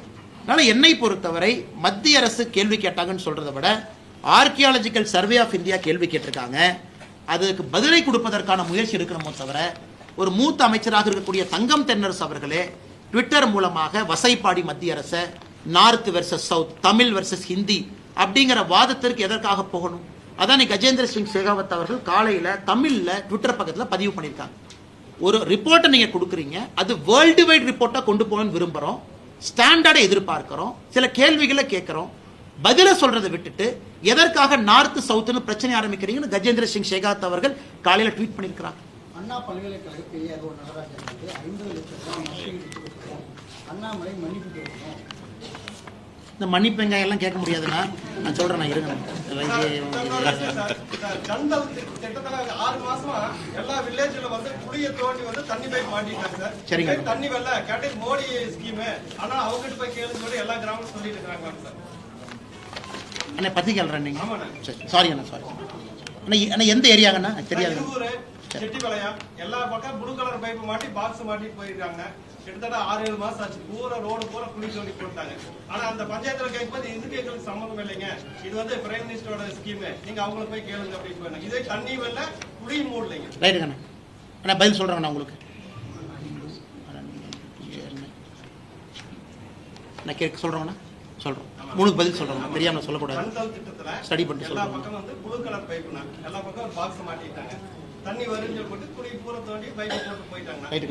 தண்ணி வரல, கரெக்ட். பட் அவங்க ஏன் பண்ணிருக்காங்கன்னு ஃபர்ஸ்ட் செக் பண்ணணும். கான்ட்ராக்டர் பிரச்சனையா, இல்லை அவங்க கொடுத்த சப் கான்ட்ராக்டர் கொடுத்த பிரச்சனையா, இல்லை அவங்க கொடுத்த டெபாசிட் பிரச்சனையா, ஸ்டடி பண்ணிட்டு சொல்லிருக்காங்க. தமிழக பாஜக தலைவராக அண்ணாமலை மாற்றப்பட்ட பிறகு அவரது ஆதரவாளர்கள் தனியா தான் செயல்பட்டு இருக்காங்க. குறிப்பா கோவை பொறுத்தவரைக்கும் வளர்ச்சி போட்டி நிகழ்ச்சி நடத்துறாங்க. அதே போல உங்களோட ஆதரவாளர்கள் சமூக ஊடகங்கள்ல நயினார் நாகேந்திரனுக்கு எதிராக அண்ணா ஏப்ரல் 12ஆம் தேதிக்கு பிறகு இது என்னுடைய 3வது பத்திரிகையாளர் சந்திப்பு. இதை கேட்கலாம் அண்ணே ஏன்னா ப்ரெஸ்ஸை பார்க்கணும், இதுக்காகத்தான் நான் ப்ரெஸ்ஸை பார்க்கறது இல்லைங்க. எதுக்குன்னா அண்ணே இந்த கூட்டணி பற்றி என்ன, நமக்கு தேவையில்லாத வேலை, யாரோ பேசிட்டு போறாங்க, நமக்கு என்ன, தலைவர் இருக்காங்க பேசிட்டோம். அண்ணா கடந்த 2 மாதத்துல 3வது முறையாக பத்திரிகை நண்பர்களை நான் சந்திச்சுக்கிட்டு இருக்கேன். 3வது முறை, நான் அதுக்கு மேலே எங்கேயுமே பார்க்கலீங்க, நீங்களே செக் பண்ணிக்கணும். காரணம் என்னை பொறுத்தவரை எல்லோருடைய அரசியல் வாழ்க்கையும் பூஜ்ஜியத்தில் தாங்க நான் முடியும். அது இயற்கையினுடைய நியதி. எல்லா பெரிய தலைவர்லேருந்து பாருங்க. ஏன்னா ஃபைனலாக பதவியெல்லாம் இல்லாமல் தோளில் துண்டை போட்டு வீட்டுக்கு போகணும். அப்படி தான் அரசியல்வாதியினுடைய வாழ்க்கை இருக்கணும். யாருமே ஹைலி எல்லாம் அரசியல் வாழ்க்கையை முடிக்க முடியாதுன்னா பதவி இல்லாமல் தான் போவீங்க. அது எல்லோருக்கும், தொண்டருக்கும் பொருந்தும், தலைவனுக்கும் பொருந்தும், எல்லோருக்கும் பொருந்தும். நான் அப்படித்தான் என்னுடைய அரசியல் வாழ்க்கையை பார்க்குறேன். யாருமே இங்கே பெர்மனன்ட் பவர்லாம் வரல. செகண்ட் குரூப்பிசம், லொட்டு லொசுக்கு அந்த பஞ்சாயத்துலாம் எங்கிட்ட கிடையவே கிடையாது. எல்லோரையும் ஒரே மாதிரி பார்க்கக்கூடிய ஆள். அதே நேரத்தில் நாம் வாழுகின்ற வாழ்க்கை என்பது 80 வயசு 90 வயசு, அதுக்குள்ள நல்லது பண்ணிட்டு போகணும். பெர்மனண்டா நான் தான் உட்காந்துருப்பேன், இது ஏன் ஊரு, எம் சேரு. நான் பதவியில் இருக்கும் பொழுதே தலைவர் பதவியை வெங்காயம்னு சொன்னாங்க. ஏன்னா வெங்காயத்தை உரிக்க உரிக்க உரிக்க ஒன்றுமே இருக்காது. அது மாதிரி தான் லைஃப். அதனால் அன்பு நண்பருக்கு எல்லோருக்கும் நான் சொல்லிக் கொள்வது, இந்த சமூக வலைதளத்தில் சண்டை போடாது. அதெல்லாம் வெட்டி வேலை, அதில் எந்த பிரயோஜனமும் இல்லை. உங்களுடைய தனிப்பட்ட கருத்துக்களை பதிவு பண்ணுங்க, நோ ப்ராப்ளம். கட்சியின் சார்பாக என்னுடைய அன்பான வேண்டுகோள், சண்டை போடுறேன், அதை பண்றேன், இதை பண்றேன், அதெல்லாம் நீங்க அதுக்குள்ள போகாதீங்க. உண்மையை சொல்ல வேண்டும் என்றால் நானே சமூக வலைதளத்தில் இல்லை. என்னோட செல்போன் எடுத்து பாருங்க, எங்க ட்விட்டரா வச்சிருக்கேன், எதுவுமே இல்லை. தேவைன்னா ட்வீட் போட்டு வெளியே வந்துடுறேன். ட்வீட் எதுக்கு, உங்களுக்கு செய்தி சொல்லணும். அதை போய் படிச்சு அதுக்கு 2 கமெண்ட்டை போட்டு அதுக்கு ஒரு கமெண்ட் போடுறாங்க. எதுக்கு அதெல்லாம் தேவையில்லாத வேலை. நிம்மதியாக உங்க வாழ்க்கையை வாழுங்க. அரசியல் மாற்றம் ஒரு நாள் அது நடந்தே தீரும் தமிழகத்தில். அது யாராலும் தடுக்க முடியாதுங்க. அந்த நாளுக்காக காத்திருக்கும். இடையில இது நடக்கும், அது நடக்கும். அதனால என்னுடைய ஆதரவாளர், என்னோட ஆதரவாளர்லாம் யாரும் இல்லைங்கண்ணா, எல்லாரும் நண்பர்கள். ஆதரவாளர் என்னென்ன பெரிய தலைவனா, எல்லோரும் ஈக்குவல் தான். நாளைக்கு என் பதவியில் ஒருத்தர் வந்து உட்காருவாங்க, அப்படிலாம் கிடையாதுங்கன்னா எல்லோரும் நம்முடைய நண்பர்கள், நம்முடைய தலைவர்கள். தனிப்பட்ட முறையில் ஆக்டிவ் பாலிடிக்ஸ் டெய்லி பண்ணுங்க. இன்னைக்கு அது தேவையில்லை. நிறைய தலைவர்கள் இருக்கிறாங்க, புது டீம் இருக்கிறாங்க, அவங்களாம் நிம்மதியாக சிறப்பாக செயல்பட்டு கொண்டிருக்கிறார்கள். எல்லா இடத்துலையும் நாமே இருக்கணும், எல்லாத்துலையும் நம்ம முகம் இருக்கணும், டெய்லியும் போய் ப்ரெஸ்ஸை பார்க்கணும், டெய்லி கருத்து சொல்லணும், தேவையில்லை. தலைவர்கள் இருக்கிறாங்க, சொல்றாங்க. இது போன்ற ஒரு வேலை கொடுக்கும் பொழுது மட்டும் ஸ்பெசிஃபிக்காக உங்களை பார்த்துட்டு போறேன். அதனால தயவு செஞ்சு என்னையும் ஒரு குரூப்புக்குள்ள சேர்த்திடாதீங்க. நான் எல்லா குரூப்ல இருந்து வெளியே இருக்கிற ஆளு. தலைவா நான் இதுலங்க இது வந்து காமனா தமிழ்நாடு முழுக்க இருக்கு. சென்னையில அமைச்சர் பண்ணும்போது நீங்க சொன்னதுக்கு அப்புறம் தான் திரும்பி பாக்குறேன், நான் பார்க்கல. ஆனா இது வந்து ஆல் இந்தியா புரோட்டோகால் ஃபாலோ பண்ணிருப்பாங்க. அதாவது என்ன பண்ணிருப்பாங்கன்னா, ஒரு நட்டாஜி இருக்கிறாங்க, முருகன்ஜி இருக்கிறாங்க, நம்ம தலைவர் ஆல் இந்தியா புரோட்டோகால். அண்ணா இந்த பிரஸ் மீட் நான் பண்றதால நான் இருக்கேன் சார். இந்த பிரஸ் மீட் முடிச்சதுக்கு அப்புறம் நான் இருக்கேன். ஒரு நிமிஷம், அப்படியே நான் தேசிய தலைவர், அவங்க விமென்ஸ் விங்கனோட தேசிய தலைவர் தான். அண்ணா அவங்க மகளிர் அணி நிகழ்ச்சியில போட்டுக்கலாம். எனக்கு தெரியுது ஆல் இந்தியா வந்து இது ஒரு மோடிஜியினுடைய 11 ஆண்டுகள் பிரஸ் மீட்டுங்கண்ணா. மோடிஜியினுடைய 11 ஆண்டுகள் கட்சி நிகழ்ச்சிக்கு நாங்க தான் நடத்துறோம். ஆமா தலைவா நடத்துறோம். என்னை தேவையில்லாம அந்த ஒம்பல மாட்டிருக்காதீங்க. என்னை இந்த பிரஸ் மீட்டுக்கு வர சொன்னாங்க. என் போட்டோ போட்டிருக்கதை இப்பதான் திரும்பி பாக்குறேன். அதனால அந்த போட்டோ பஞ்சாயத்துல இருந்து வெளியே வந்துருவோம். அக்கா என் வானத்தைக்க நெஞ்சில் இருக்கும்போது எதுக்கு நான் பின்னாடி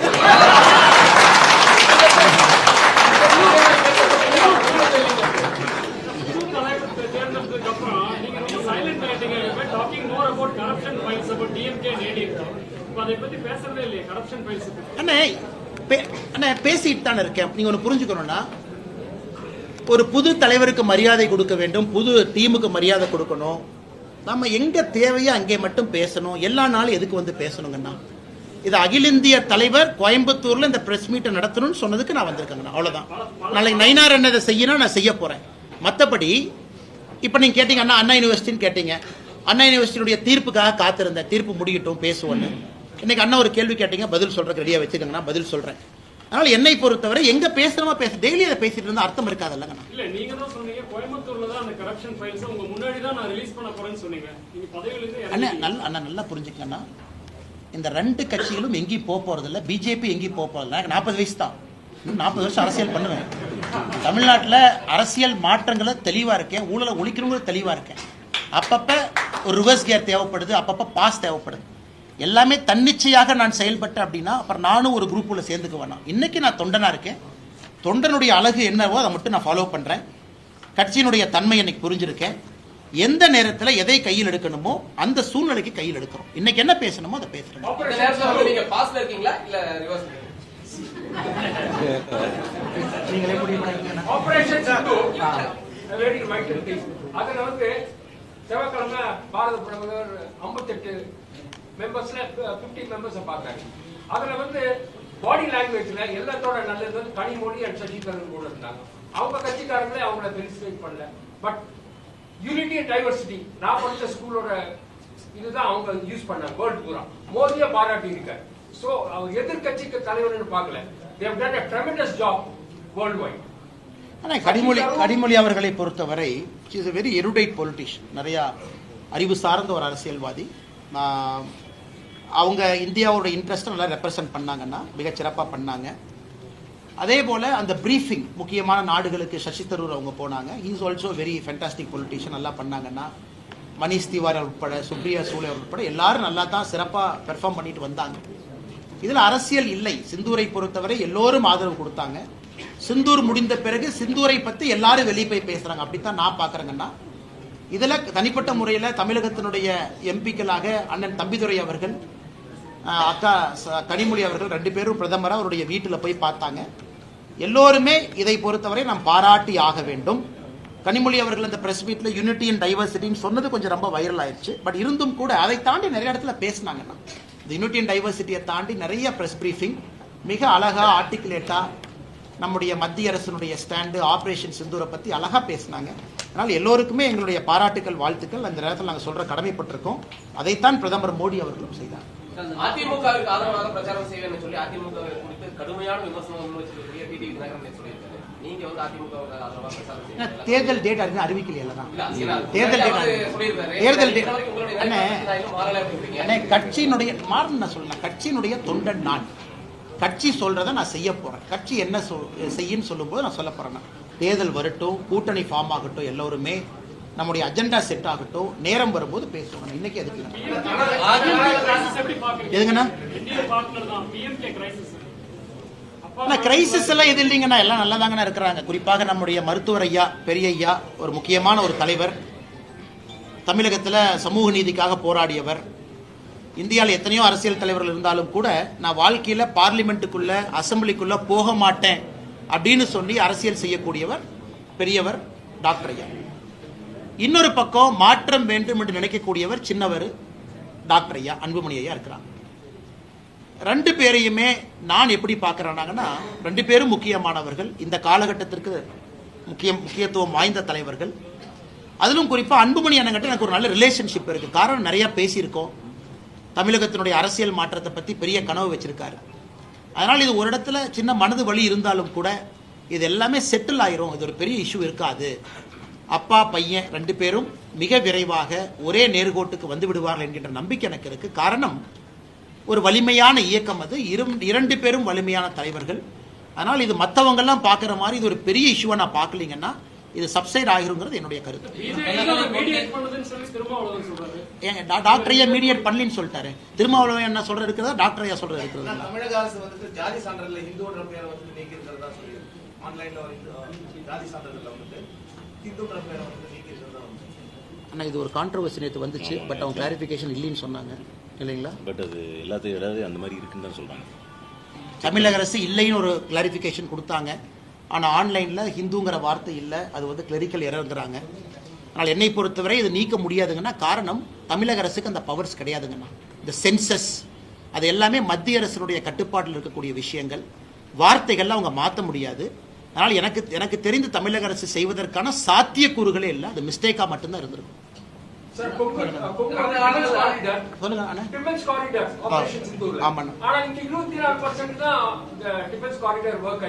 அதே யூபில பாத்தீங்கன்னா ப்ரமோஸ் போயிருக்கு. இங்க டிஃபென்ஸ் காரிடார் டிக்ளேர் பண்ணி 4 வருஷம் ஆச்சு. இன்னும் அவ்வளவு டெவலப் ஆகல. அதே மாதிரி யூபியை திட்டிட்டே இருப்பீங்க. பட் யூபில ப்ரமோஸ் வந்துருச்சு. இப்ப விஎம்டி டெக்னாலஜிஸ் ஆபரேஷன் சித்தூர்ல இருக்கிற ஸ்வதேசி மூவ்மெண்ட் எல்லாம் ஆந்திராக்கு போயிடுச்சு, யூபிக்கு போயிடுச்சு. பொங்கல் ரீசனுக்கு ஏன் வரலன்னா state government responsible for that 100%. மத்திய அரசு ஒரே நேரத்தில் 2 மாநிலத்துக்கு கொடுக்குறாங்க. டிஃபென்ஸ் கார்டர் இங்கே கொடுக்குறாங்க, டிஃபென்ஸ் கார்டர் யூபி கொடுக்குறாங்க. யூபியினுடைய ப்ரோக்ரஸ் பாருங்க, 30,000 கோடி ரூபாய்க்கு மேலே இங்கே இன்வெஸ்ட் பண்ணுறதுக்கு. தமிழ்நாட்டுக்கு எவ்வளோ வந்திருக்குன்னா ஒன்றுமே வரல. முதலமைச்சர் அவங்க வந்து இன்வெஸ்டர் மீட்னு ப்ரோமோட் பண்றாரு. எங்கேயாச்சும் டிஃபென்ஸ் காரிடார்னு வாயை திறந்து பேசியிருக்காரா? டிஃபென்ஸ் காரிடார்ல பணம் போடுங்கன்னு சொல்லியிருக்காங்களா? அந்த இன்வெஸ்டர் சமிட் சென்னையில் நடந்த பொழுது டிஃபென்ஸுக்குன்னு தனியாக நடத்தினாங்களா? முதலமைச்சருக்கு அக்கறை இல்லை. தமிழகத்திற்கு வர வேண்டியதெல்லாம் யூபிக்கு போகுது. டிஃபென்ஸை பொறுத்த வரைக்கும் எந்த டிஃபென்ஸ் இண்டஸ்ட்ரியும் கோயம்புத்தூர் பக்கம் வர தயாரா இல்லை. ஆனா கோயம்புத்தூர் தான் டிஃபென்ஸ் இண்டஸ்ட்ரிக்கு சூட்டபிளான இடம். அவ்வளவு எஸ்எம்இ இருக்காங்க, அவ்வளவு லேத் ஃபேக்டரி இருக்கு, அவ்வளவு ஸ்கில்டு லேபர் இருக்கு.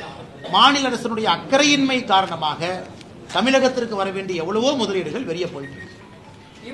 தேசிய ஜனநாயக கூட்டணியில இருந்து தாவேக தலைவர் விஜய்க்கு வந்து அழைப்பு விடுக்கப்பட்டதா சொன்னாங்க. ஆனா அங்கிருந்து எந்த விதமான ஒரு பதிலும் இல்லை. அவர் விஜய் வருவது தேசிய ஜனநாயக கூட்டணிக்கு பலமா இல்லையா? இது விஜய்கிட்ட தாங்க நான் கேட்கணும். எங்கிட்ட கேட்டேன் எப்படிங்கன்னா, பொறுத்த வரைக்கும் அவர் வர்றது வந்து அண்ணே, ஒரு கூட்டணி வந்து ரெண்டு வகையில் இருக்குண்ணே. பொருந்துகின்ற கூட்டணி, பொருந்தா கூட்டணி ரெண்டு இருக்கு. ஒரு சாம்பார் தூக்கி போடு, அதுக்குள்ள ரசத்தை ஊத்து, அதுக்குள்ள ஒரு 2 மோர் மிளகாய் அள்ளி போடு, அதுக்குள்ள 2 மிளகாய் கிள்ளி போடு, எல்லாத்தையும் போய் கிச்சடி பண்ணிட்டு மக்கள்கிட்ட சாப்பிடுங்கன்னா மக்கள் சாப்பிட மாட்டாங்க. அதனால் என்னை பொறுத்தவரை நம்முடைய தேசிய ஜனநாயக கூட்டணி தமிழகத்தில் இன்னைக்கு அதிமுக பாஜக அமைகின்ற கூட்டணி ஒரு பொருந்துகின்ற கூட்டணியாக அமையும் என்கின்ற நம்பிக்கை இருக்கு. வருகின்ற காலத்தில் பொருந்துகின்ற கூட்டணியாக இதுல வந்து ஐடியாலஜிக்கலி ரொம்ப தூரம் இருக்கிறவங்க அவங்க எல்லாத்தையும் உள்ள கொண்டு வந்து போட்டோம் அப்படின்னாங்கன்னா, அதான் நான் ஏற்கனவே ஒரு பிரஸ் மீட்ல சொன்னா சில பேர் தவறா கூட புரிஞ்சுக்கிட்டாங்க. எண்ணிக்கை என்பதை விட எண்ணம் முக்கியம். எப்பவுமே கூட்டணியை பொறுத்தவரை நம்ம எண்ணம் என்ன அப்படின்னு. இப்ப விஜய் அவர்களை பொறுத்தவரை பிஜேபி எங்களுடைய ஐடியாலஜிக்கல் எதிரி அப்படின்னு சொல்றாங்க. தமிழகத்தை பொறுத்தவரை டிஎம்கே எங்கள் எதிரிங்கிறாங்க. ஆனால் நீங்க விஜய்கிட்ட தான் கேட்க முடியும், ஆக்டர் அவங்க கிட்ட எப்படி வந்து அது பொருந்தும் அப்படின்னு. அதனால பொருந்தும் பொருந்தா இதுல நீங்களே கணக்கு போட்டுக்கங்க. இன்னைக்கு கூட்டணியை பற்றி பேசக்கூடிய இடத்துல நான் இல்லை. மாநில தலைவர் இருக்கிறாங்க, தலைவர்கள் இருக்கிறாங்க. என்னுடைய கருத்து பொருந்தும் கூட்டணியாக அமைய வேண்டும் என்பது மட்டும் என்னுடைய. ஏடிஎம்கே பிஜேபி மட்டும் எப்படி பொருந்துங்கிறீங்க? நீங்க மும்மொழி கொள்கை சொல்றீங்க, அவங்க இருமொழி சொல்றாங்க. இவங்க நீட்டுக்கு நீங்க கொண்டு வந்தது பெனிஃபிட். அதுக்கு தான் காமன் மினிமம் ப்ரோக்ராம், அதுக்கு தான் காமன் மினிமம் ப்ரோக்ராம்ங்கிற வார்த்தையை பயன்படுத்துறாங்க. மும்மொழி கொள்கைக்கு வந்து கிடையாது, நாங்க இருமொழி கொள்கையில ஸ்ட்ராங்னு சொல்றாங்க. அவங்க திராவிடிய மூவ்மெண்ட்ல இருக்காங்க. அவங்க உங்களோட எப்படி பொருந்தி வராங்க? அதுக்கு தான் அண்ணாமலை எடப்பாடி பழனிசாமி வந்து ஒரு கூட்டணி கட்சி தலைவராக மதிக்க வந்து கூட்டத்தில் நீங்களே பேசுறீங்க. அண்ணா, காமன் மினிமம் ப்ரோக்ராம் தலைவா இங்க பாருங்க. எனக்கும் அமித்ஷாஜி அவர்களுக்கும் அவருடைய இல்லத்தில் என்ன பேச்சுவார்த்தை நடந்தது அப்படிங்கிறது எனக்குள்ள, அது பத்திரிகையாளர் சந்திப்பில் நான் பேசக்கூடாது. நான் என்னுடைய கருத்துக்களை என்ன சொல்லி இருக்கேன் எங்களுடைய தேசிய தலைவருக்கு, நான் மாநில தலைவர் பொறுப்பிலிருந்து வெளியே வருவதற்கு முன்பு, அது எனக்குள்ள. அதை நான் வெளியே சொன்னேன் அப்படின்னா அந்த மாநில தலைவர் பதவிக்கு நான் லாயக்கு இல்லாமே 4 வருஷம் இருந்திருக்குன்னு அர்த்தம். ஸோ ஏற்கனவே சொன்னது போல இன்னைக்கு எல்லாத்தையும் கேட்டுட்டு மத்திய தலைமை நம்முடைய நட்டா அவர்கள், நம்முடைய அமித்ஷா அவர்கள் ஒரு முடிவு எடுத்திருக்கிறாங்க. அதுல மிக தெளிவாக சென்னையில் நடந்த பிரஸ் மீட்ல அமித்ஷா அவங்க சொன்னாங்க, காமன் மினிமம் ப்ரோக்ராம், சிஎம்பின்னு ஒரு வார்த்தையை பயன்படுத்தினாங்க. ஆமா, எங்களுக்கும் ஏடிஎம்கேக்கும் கொள்கை அடிப்படையில் நிறைய பிரச்சனை இருக்குது. ஆனா எங்களுக்கு பிடிச்ச சில விஷயம் ஏடிஎம்கேக்கு பிடிக்காது, ஏடிஎம்கேக்கு பிடிச்ச விஷயம் எங்களுக்கு பிடிக்காது. அதனால காமன் மினிமம் ப்ரோக்ராம்னு 2 பேர்த்துக்கும் ஒத்து போற கொள்கைகளை அந்த ப்ரோக்ராம்ல இருக்கும், அதை நாங்க செயல்படுத்துவோம் அப்படிங்கிற வார்த்தையை பயன்படுத்தினாங்க. நீங்க கேட்டத கேள்விக்கான பதில் அதுலயே இருக்கு. இதை வந்து எங்களுடைய தலைவர் அமித்ஷா அவர்கள் தெளிவுபடுத்துறாங்க. ஆமா, உண்மைதான். நாங்க 3 மொழி கொள்கை, நாங்க தேசிய கல்விக் கொள்கை எல்லாம் சொல்றோம். அனைத்து இந்திய அண்ணா திராவிட முன்னேற்ற கழகத்தை பொறுத்தவரை வேண்டாங்கிறாங்க. உண்மைதான். அதனால இந்த கூட்டணியை பொறுத்தவரை காமன் மினிமம் ப்ரோக்ராமோட தான் நாங்க வர்றோம் அப்படின்னு சொன்ன பிறகு இதற்கு மேல நான் என்ன பதில் சொல்றேன்னா, நாளைக்கு பிஜேபி அதிமுக ஆட்சி வந்தாலுமே ஏடிஎம்கேவோட ஸ்டாண்ட் இருக்க அந்த இருமொழி கொள்கை தான் இருக்கும் அப்படின்னு ஒத்துக்கலாமா? அது 2 கட்சி தலைவர். நான் இந்த ஒரு நிமிஷம் சொல்றேன். ஆனா கேள்வி கேட்கக்கூடிய ஆர்வத்தை, பதில் சொல்லும் போது கேட்கக்கூடிய ஆர்வத்தையும் நீங்க காட்டணும். கேள்வி கேட்கும்போது எவ்வளவு ஆர்வமா கேட்கணும். அது எங்க கட்சியினுடைய தலைவர்களும் அனைத்து இந்திய அண்ணா திராவிட முன்னேற்ற கழகத்தினுடைய தலைவர்களும் உட்கார்ந்து அந்த காமன் மினிமம் ப்ரோக்ராமை டிராஃப்ட் பண்ணும்போது நீங்க கேட்க வேண்டிய கேள்வி. காமன் மினிமம் ப்ரோக்ராம் எலெக்ஷனுக்கு முன்னாடி வரத்தானே போதுங்கண்ணா. அமித்ஷா அவங்க சென்னையில் சொன்னாங்க, காமன் மினிமம் ப்ரோக்ராம பத்திரிகை நம்பர் நீங்க படிக்கத்தான் போறீங்க. ஓ, இதான் சிஎம்பியான். அதன் பிறகு நீங்க கேட்கக்கூடிய கேள்வி இன்னைக்கு கேட்டா எப்படி பதில் சொல்லுவாங்கண்ணா? அது அண்ணா, அதான் 2 கட்சிகளுக்கும் மாறுபட்ட ஐடியாலஜி இருக்கும் பொழுது அமித்ஷா அவங்க சென்னையில் சொல்றாங்க காமன் மினிமம் ப்ரோக்ராம். 2 பேரும் சேர்ந்து அடிப்படையான கொள்கைகளை வச்சு அந்த கூட்டணிக்கு போறோம். அவர் சொன்ன பிறகு நேரம் கொடுக்கணும். பிஜேபியினுடைய தலைவர் நயினாரன் இருக்கிறாங்க, அனைத்து இந்திய அண்ணா திராவிட முன்னேற்ற கழகத்தினுடைய பொதுச்செயலாளர் இருக்கிறாங்க. ஒரு கமிட்டி போடுவாங்க, அவங்க உட்காருவாங்க, சிஎம்பியை டெவலப் பண்ணுவாங்க, நம்ம முன்னாடி வைக்க போறாங்க. இன்னைக்கு நான் அந்த பொறுப்புல சிஎம்பி என்னன்னு சொல்ற பொறுப்புல நான் இல்லை. அது அந்த பொறுப்புல தலைவர்கள் இருக்கிறாங்க. அது வரும் பொழுது நீங்க கேள்வி கேட்டா நியாயமான கேள்வி. அண்ணே இதே இருக்கு, இது உங்களுக்கு ஆல்ரெடி ஒன்று சிஎம்பியில் போட்டிருக்கீங்க, ஆனா நீங்க 2 பேரும் சண்டை போட்டுட்டீங்களே, உங்களுக்கு கேட்கறதுக்கு எல்லா உரிமையும் இருக்கு. இதே கேள்வியை இன்னும் கொஞ்ச நாள் கழிச்சு கேளுங்கன்னு தான் நான் சொல்றேன். இன்னைக்கு நான் எப்படி பதில் சொல்லுவேன்னு தான் நான் சொல்றேன். வந்துட்டாங்க. ஆனா ஒரே நிமிஷம், கடந்த சில தினங்களுக்கு முன்னாடி ஆர்எஸ் பாரதி வந்து ஒரு பேட்டி கொடுத்துறாரு, மேடையில் பேசுறாரு. அதுல வந்து மோடிஜி 8 முறை தமிழ்நாட்டுக்கு வர்றாரு, இப்ப அமித்ஷா வந்து என்ன பண்ண முடியும் அப்படின்னு கேட்கிறாரு. இது ஒரு தொடர்ச்சியா ஒரு இது 16 முறை மோடிஜி தமிழ்நாட்டுக்கு வந்து மோடி வந்து என்னத்தை பார்த்தாரு, எப்படி நாங்க தானே ஜெயிச்சோம். அண்ணே ஆர்எஸ் பாரதி அவர்களை பொறுத்தவரை சில பேர்ல அரசியல் ரிட்டையர்மெண்ட் ஏஜ் வைக்கணுங்கண்ணா, 70, 65, 75 அப்படின்னு. அந்த ரிட்டையர்மெண்ட் ஏஜை தாண்டிட்டோம் அப்படின்னா புத்தி பேதலித்து விடும் என்பதற்கு ஒரு ப்ராப்பரான உதாரணம் ஆர்எஸ் பாரதி. அதாவது ஏஜெல்லாம் தாண்டி இன்னும் அறிவாலயத்தினுடைய கொத்தடிமையாக, நான் அதுக்கு பதில் சொல்லணும் கரெக்டாக கேட்டீங்க, அறிவாலயனுடைய வாசல்ல அவர் வயசு என்னங்கண்ணா, என் வயசு என்ன, என் வயசுக்கு ஆர்எஸ் பாரதியை பற்றி நல்லா பேசவே கூடாது. ஆனால் அவர் பேசக்கூடிய வார்த்தை நான் கோயம்புத்தூர் பார்த்தேன், அந்த பப்ளிக் மீட்டிங் முடிச்சுட்டு ப்ரெஸ் மீட்டில் அவ்வளவு தரம் தாழ்ந்த வார்த்தைகளை பயன்படுத்துகிறார். இதுக்கு தான் டங் கண்ட்ரோல் இல்லை, நாவடுக்கம் இல்லை.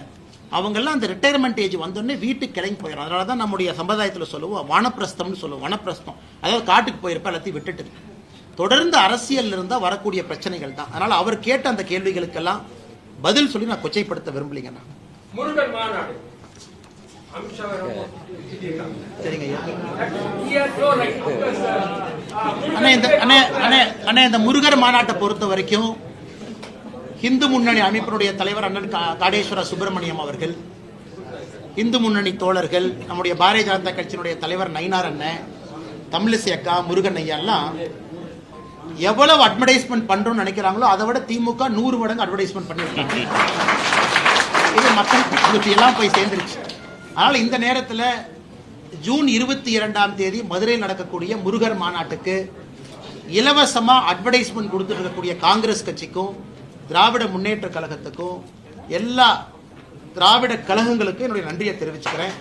ஏன்னா நிறைய நேரம்னா negative publicity is the best publicity. தப்பா பேசவே மக்கள் அது உண்மையை புரிஞ்சுக்குவாங்க. அதனால முருகர் மாநாட்டை பொறுத்தவரை இன்னைக்கு ஆர்கனைசர்ஸ் என்ன சொல்றாங்கன்னா 5 லட்சம் பேர் வருவாங்கன்னு சொல்றாங்க. என்னை பொறுத்தவரை தமிழகத்தினுடைய அரசியல் வரலாற்றில் சேராத ஒரு கூட்டம் முருகருக்காக மதுரையில் ஜூன் 22ஆம் தேதி சேர போறாங்கன்னா எந்த மாற்று கருத்து இல்லைங்க. ஆனா சீனியருக்கு போயிடலாங்கண்ணே. கேளுங்க. ராகுல் காந்தி வந்து ஹேண்டிகேப் பர்சனை இன்சல்ட் பண்ணிருக்காரு. லங்கடா கோடா, இந்தியில லங்கடா கோடானா ஹேண்டிகேப் ஹார்ஸ். 3 ஹார்ஸ் சொல்லியிருக்காரு. ஒன்னு பராக் கா கோடா, एक रेस का घोड़ा, तीसरा लंगड़ा घोड़ा. All India handicapped association has filed complaint. ராகுல் காந்தி அவருக்கு பாதி நேரம் கோர்ட்டுக்கு போறது இறங்குறதே வேலையா போச்சு. குஜராத்ல போயிட்டு வந்தார். அதனால ஒரு அரசியல் தலைவர், முக்கியமான தலைவர், அவர் யாராவது இழிவுபடுத்தியதுக்கு முன்னாடி பார்த்தீங்கன்னா மோடி அப்படிங்கிற சமுதாயத்தை இழிவுபடுத்தியதற்காக அவர் மன்னிப்பு கோர வேண்டி வந்துச்சு. இன்னைக்கு ஒரு விஷயம் புதுசா வந்திருக்கு. மூத்த தலைவர், நாட்டினுடைய எதிர்க்கட்சி தலைவரும் கூட பொறுப்பாக இருக்கணும். அதனால இது பார்ப்பாங்கன்னா யாருக்கெல்லாம் இதன் மூலமாக பாதிக்கப்பட்டிருக்காங்களோ கோர்ட்டுக்கு போறதுக்கான இது இருக்கு. பொறுத்திருந்து பார்க்க. அண்ணே நம்முடைய அண்ணா யூனிவர்சிட்டி பல்கலைக்கழகம் அந்த கேஸை பொறுத்த வரைக்குங்கன்னா PRO நடராஜன் அவர்கள் நேற்று எனக்கு ஒரு டிஃபமேஷன் சூட் 50 லட்சம் ரூபாய் அனுப்பியிருப்பதாக அறிகின்றேன். அதனால் அதில் மன்னிப்பு கோர வேண்டும் என்று சொல்லியிருக்கின்றார்கள். நான் மன்னிப்பு கோரப்போவது கிடையாது. இதையெல்லாம் ஒரு வாய்ப்பாக பார்க்கின்றேன். இப்போ TR பால் அவங்க என் மேலே ஒரு டிஃபமேஷன் சூட் போட்டாங்க. வர 24, 25ஆம் தேதி சென்னையில் TR பாலு ஐயாவை கிராஸ் கொஸ்டின் நான் பண்ண போகிறேன் அந்த கேஸில். அதாவது நம்ம DMK Part 1 ஃபைல்ஸ் நீங்களாம் கேட்டீங்க, என்னாச்சுன்னு கேட்டீங்க. DMK Part 1 ஃபைல்ஸ் நம்ம ரிலீஸ் பண்ண பிறகு TR பாலு அவங்க என் மேலே ஒரு மான நஷ்ட வழக்கு தொடுத்தாங்க. இந்த மான நஷ்ட வழக்கில் முக்கியமான ஒரு அம்சம் என்னன்னா, யாருக்கு மானம் நஷ்டமடைந்து விட்டதாக நினைக்கின்றார்களோ அவங்க கேஸ் போடுறாங்களோ அவங்கள கூண்டுல ஏற்றி கேள்வி கேட்பதற்கு ஆப்போசிட் பர்சனுக்கு உரிமை இருக்கு. ஸோ TR பால் அவர்களை நான் வருகின்ற 24, 25 சென்னை நீதிமன்றத்தில் நான் செய்ய போறேன். ஸோ என்னுடைய கேள்விகளுக்கு அவர் பதில் சொல்லணும். அவருடைய மொத்த சொத்து எப்படி வந்துச்சு, குடும்பம், ஒரு பேர்ல TRB ராஜா, அவர் சகோதரர், ஒரு சொத்தையும் நீதிமன்றத்துக்கு நான் கொண்டு போக போறேன். அவர் எப்படி சம்பாதிச்சாரு, பாராளுமன்றத்தில் எம்பியா இருக்கும் பொழுது அவருடைய கம்பெனிக்கு ஸ்பெஷல் கேஸை கேட்டார் யூபிஏ கவர்மெண்ட்ல, ஃபர்டிலைசர் ப்ரொடக்ஷனுக்கு, ஆல்கஹாலுக்கு. அதனால் அது நீங்க சொன்னீங்க, சில இடத்துல நீதிமன்றத்தின் மூலமாக நடத்தக்கூடிய அந்த வாதங்கள் பத்திரிகை மூலமாக மக்கள் பார்க்கும் பொழுதே அவங்களுக்கு தெரியும் யார் ஊழல்வாதி இல்லை. அதே போல பிஆர்ஓ நடராஜன் அவர்கள் கொடுத்திருக்கக்கூடியதை கூட நான் வரவேற்கிறேன். கோர்ட்ல பார்த்துக்கலாம், ஒன்றும் பிரச்சனை இல்லைங்கண்ணா. பிஆர்ஓ நடராஜன் அவர்கள் சொல்லியிருக்கக்கூடிய கருத்துக்கு மட்டும் சில பதில் கருத்துக்கள் நான் வைக்கிறேன். அவங்க என்ன சொன்னாங்கன்னா, என்னுடைய அண்ணன் இறந்துட்டாங்க, ஆன்மா சாந்தி அடையணுங்கன்னா, அது சம்பந்தமா தான் கோட்டூர் சண்முகம் என்கிட்ட பேசினாரு, வேற எதுவுமே என்கிட்ட பேசல அப்படின்னு. ஆனா அந்த கால் பார்த்தீங்க அப்படின்னாங்கன்னா, ஏன்னா 24ஆம் தேதியை திரும்ப திரும்ப திரும்ப நான் ஏன் பேசுறேன் அப்படின்னா, 24ஆம் தேதி தான் பல பிரச்சனைகள் நடந்தது. அந்த ஞானசேகரனை போலீஸ் ஸ்டேஷன் கூட்டிட்டு போய் வெளியே விட்டாங்க. ஸோ 24ஆம் தேதி மிக முக்கியமான ஒரு நாள், டிசம்பர். அந்த 24ஆம் தேதி காலையில் இந்த கோட்டூர் சண்முகத்துக்கு வந்த முதல் காலே மா சுப்பிரமணியம் அவருடைய பிஏ துளசின்னு ஒருத்தர் இருக்கார், அவர் தான் கோட்டூர் சண்முகத்துக்கு பண்ண முதல் கால். அதன் பிறகு நிறைய விஷயங்கள் நடக்குது. சாயந்தரம் கோட்டூர் சண்முகமும் மா சுப்பிரமணியம் நேரடியா பேசுறாங்க. இன்னைக்கு மா சுப்பிரமணியம் அவர்கள் சொல்லக்கூடிய கருத்தும் மிக மிக தவறு. அவங்க ஒரு போலீஸ் ஸ்டேஷனுக்கு அக்யூஸ்டு போகும் பொழுது மேனிபுலேட் பண்றாங்க.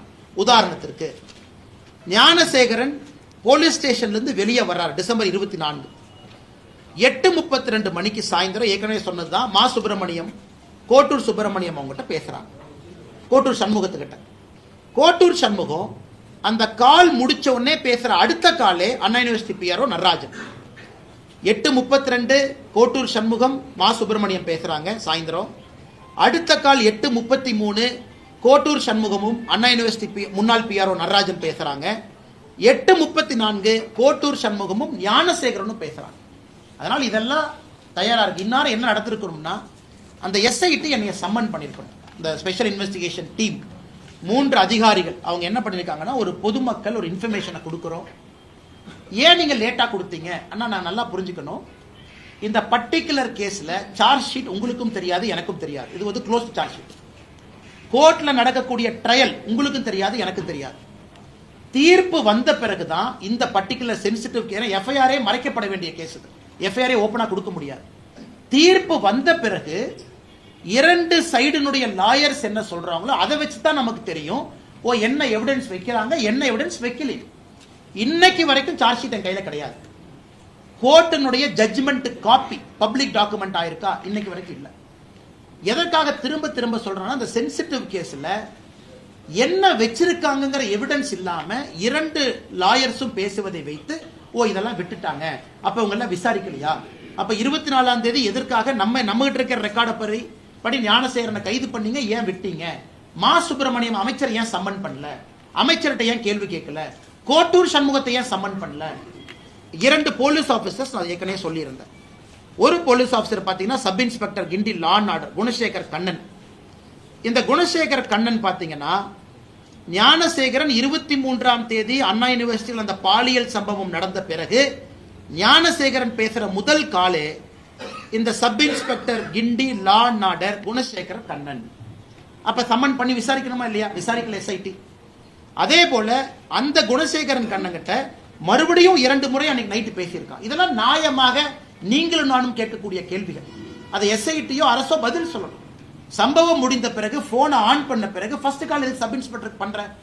அதே போல 24ஆம் தேதி போலீஸ் ஸ்டேஷனுக்கு போகும் பொழுது அப்போ ஒரு சப் இன்ஸ்பெக்டர் கோட்டூர்புரத்தினுடைய சப் இன்ஸ்பெக்டர் கோவர்தன், கோட்டூர்புரத்தினுடைய சப் இன்ஸ்பெக்டர் கோவர்தன் தொடர்ச்சியாக 24ஆம் தேதி அந்த ஸ்டேஷனுடைய சப் இன்ஸ்பெக்டர் கோட்டூர் சண்முகத்துக்கிட்ட எதுக்கு பேசணும், 25ஆம் தேதி ஏன் பேசணும். அன்னைக்கு நான் சப் இன்ஸ்பெக்டரோட பேர் சொல்ல நீங்க சொல்றேங்கண்ணா.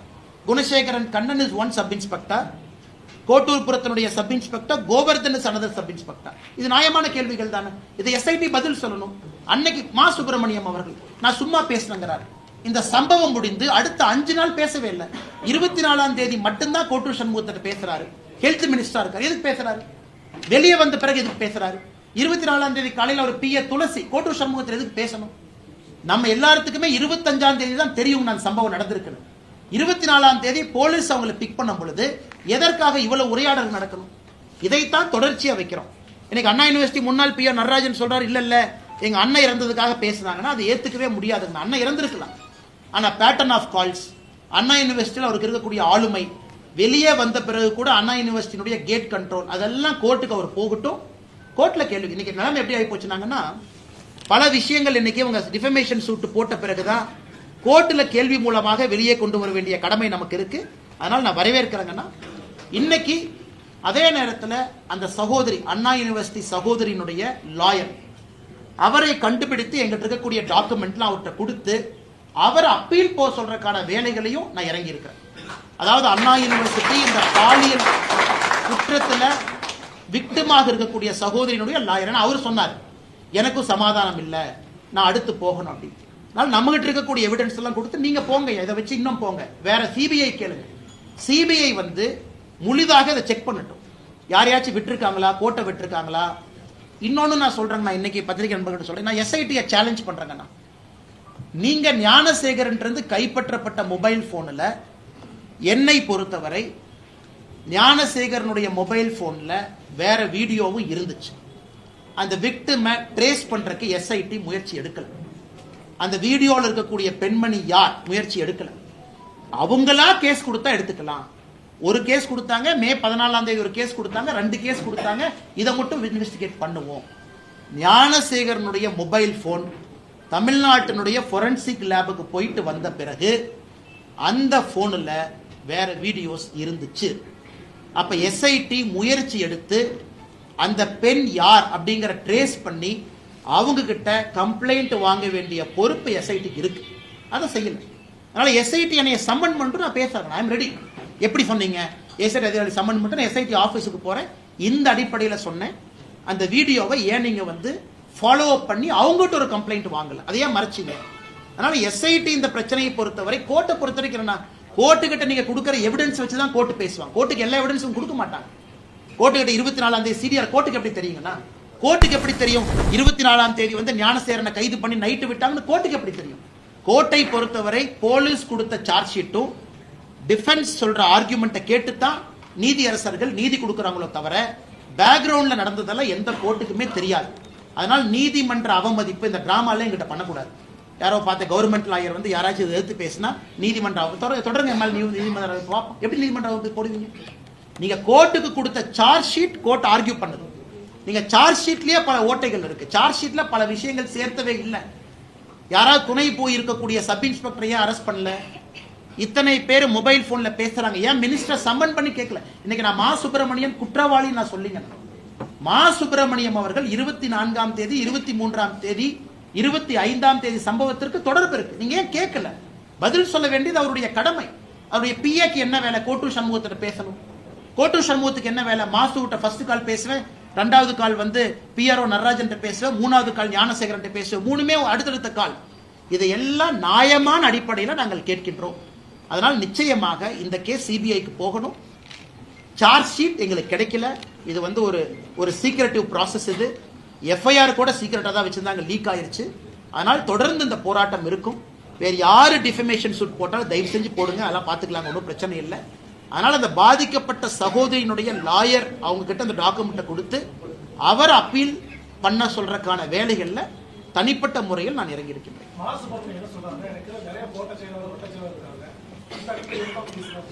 அண்ணா 24ஆம் தேதி 25ஆம் தேதி பேசின கால் மா சுப்பிரமணியம் அவருடைய மொபைல் போன்ல இருந்து கோட்டூர் சண்முகத்துக்கு டைரக்டா பேசின ஒரே நாள் 24ஆம் தேதி தான். அதுக்கு முன்னாடி நாட்களும் பேசல, பின்னாடி சில நாட்களும் பேசல. அவருடைய பிஏ துளசி மூலமாகத்தான் அவர் பேசுறாரு. 24ஆம் தேதி ஞானசேகரன் அந்த போலீஸ் ஸ்டேஷன் லாக்அப்ல இருந்து வெளியே வந்த பிறகு கோட்டூர் சண்முகத்திற்கு 1/2 மணி நேரத்தில் மா சுப்பிரமணியம் அவர்கள் பேச வேண்டிய காரணம் என்ன? காரணமே இல்லை. சரி, நான் எங்களுக்கு இருக்கக்கூடிய வட்ட செயலாளர் நான் பேசுறேன்னு சொன்னா அடுத்த 5 நாள் ஏன் பேசல? அதுக்கு முன்னாடி 5 நாள் ஏன் பேசல? அதனால மா சுப்பிரமணியம் அவர்களை பொறுத்தவரை இதெல்லாம் பதிலளிக்க வேண்டிய கடமை இருக்கு. எங்க சொல்லணும்? எஸ்ஐடி சொல்லணும். எங்க சொல்லணும்? காவல்துறை அதிகாரிகள்கிட்ட சொல்லணும். எதுவுமே சொல்லாம நாங்கள் கேள்விகள் கேட்கின்றோம். முழுவதுமாக உண்மை வர வேண்டும் என்று விரும்புகின்றோம். அதான் எங்க வேலையோ தவிர எங்கிட்ட போலீஸ் இயந்திரமோ ஃபொரன்சிக் டிபார்ட்மெண்ட்டோ கையில ஒரு 100 கான்ஸ்டபிளோ இல்ல. இந்த கேஸ் எடுத்து நாங்க நடத்துறது இருக்கக்கூடிய ஆதாரத்தை வைத்து உண்மையான கேள்விகளை கேட்கின்றோம். பதில் சொல்ல வேண்டிய கடமை அரசுக்கு இருக்கு.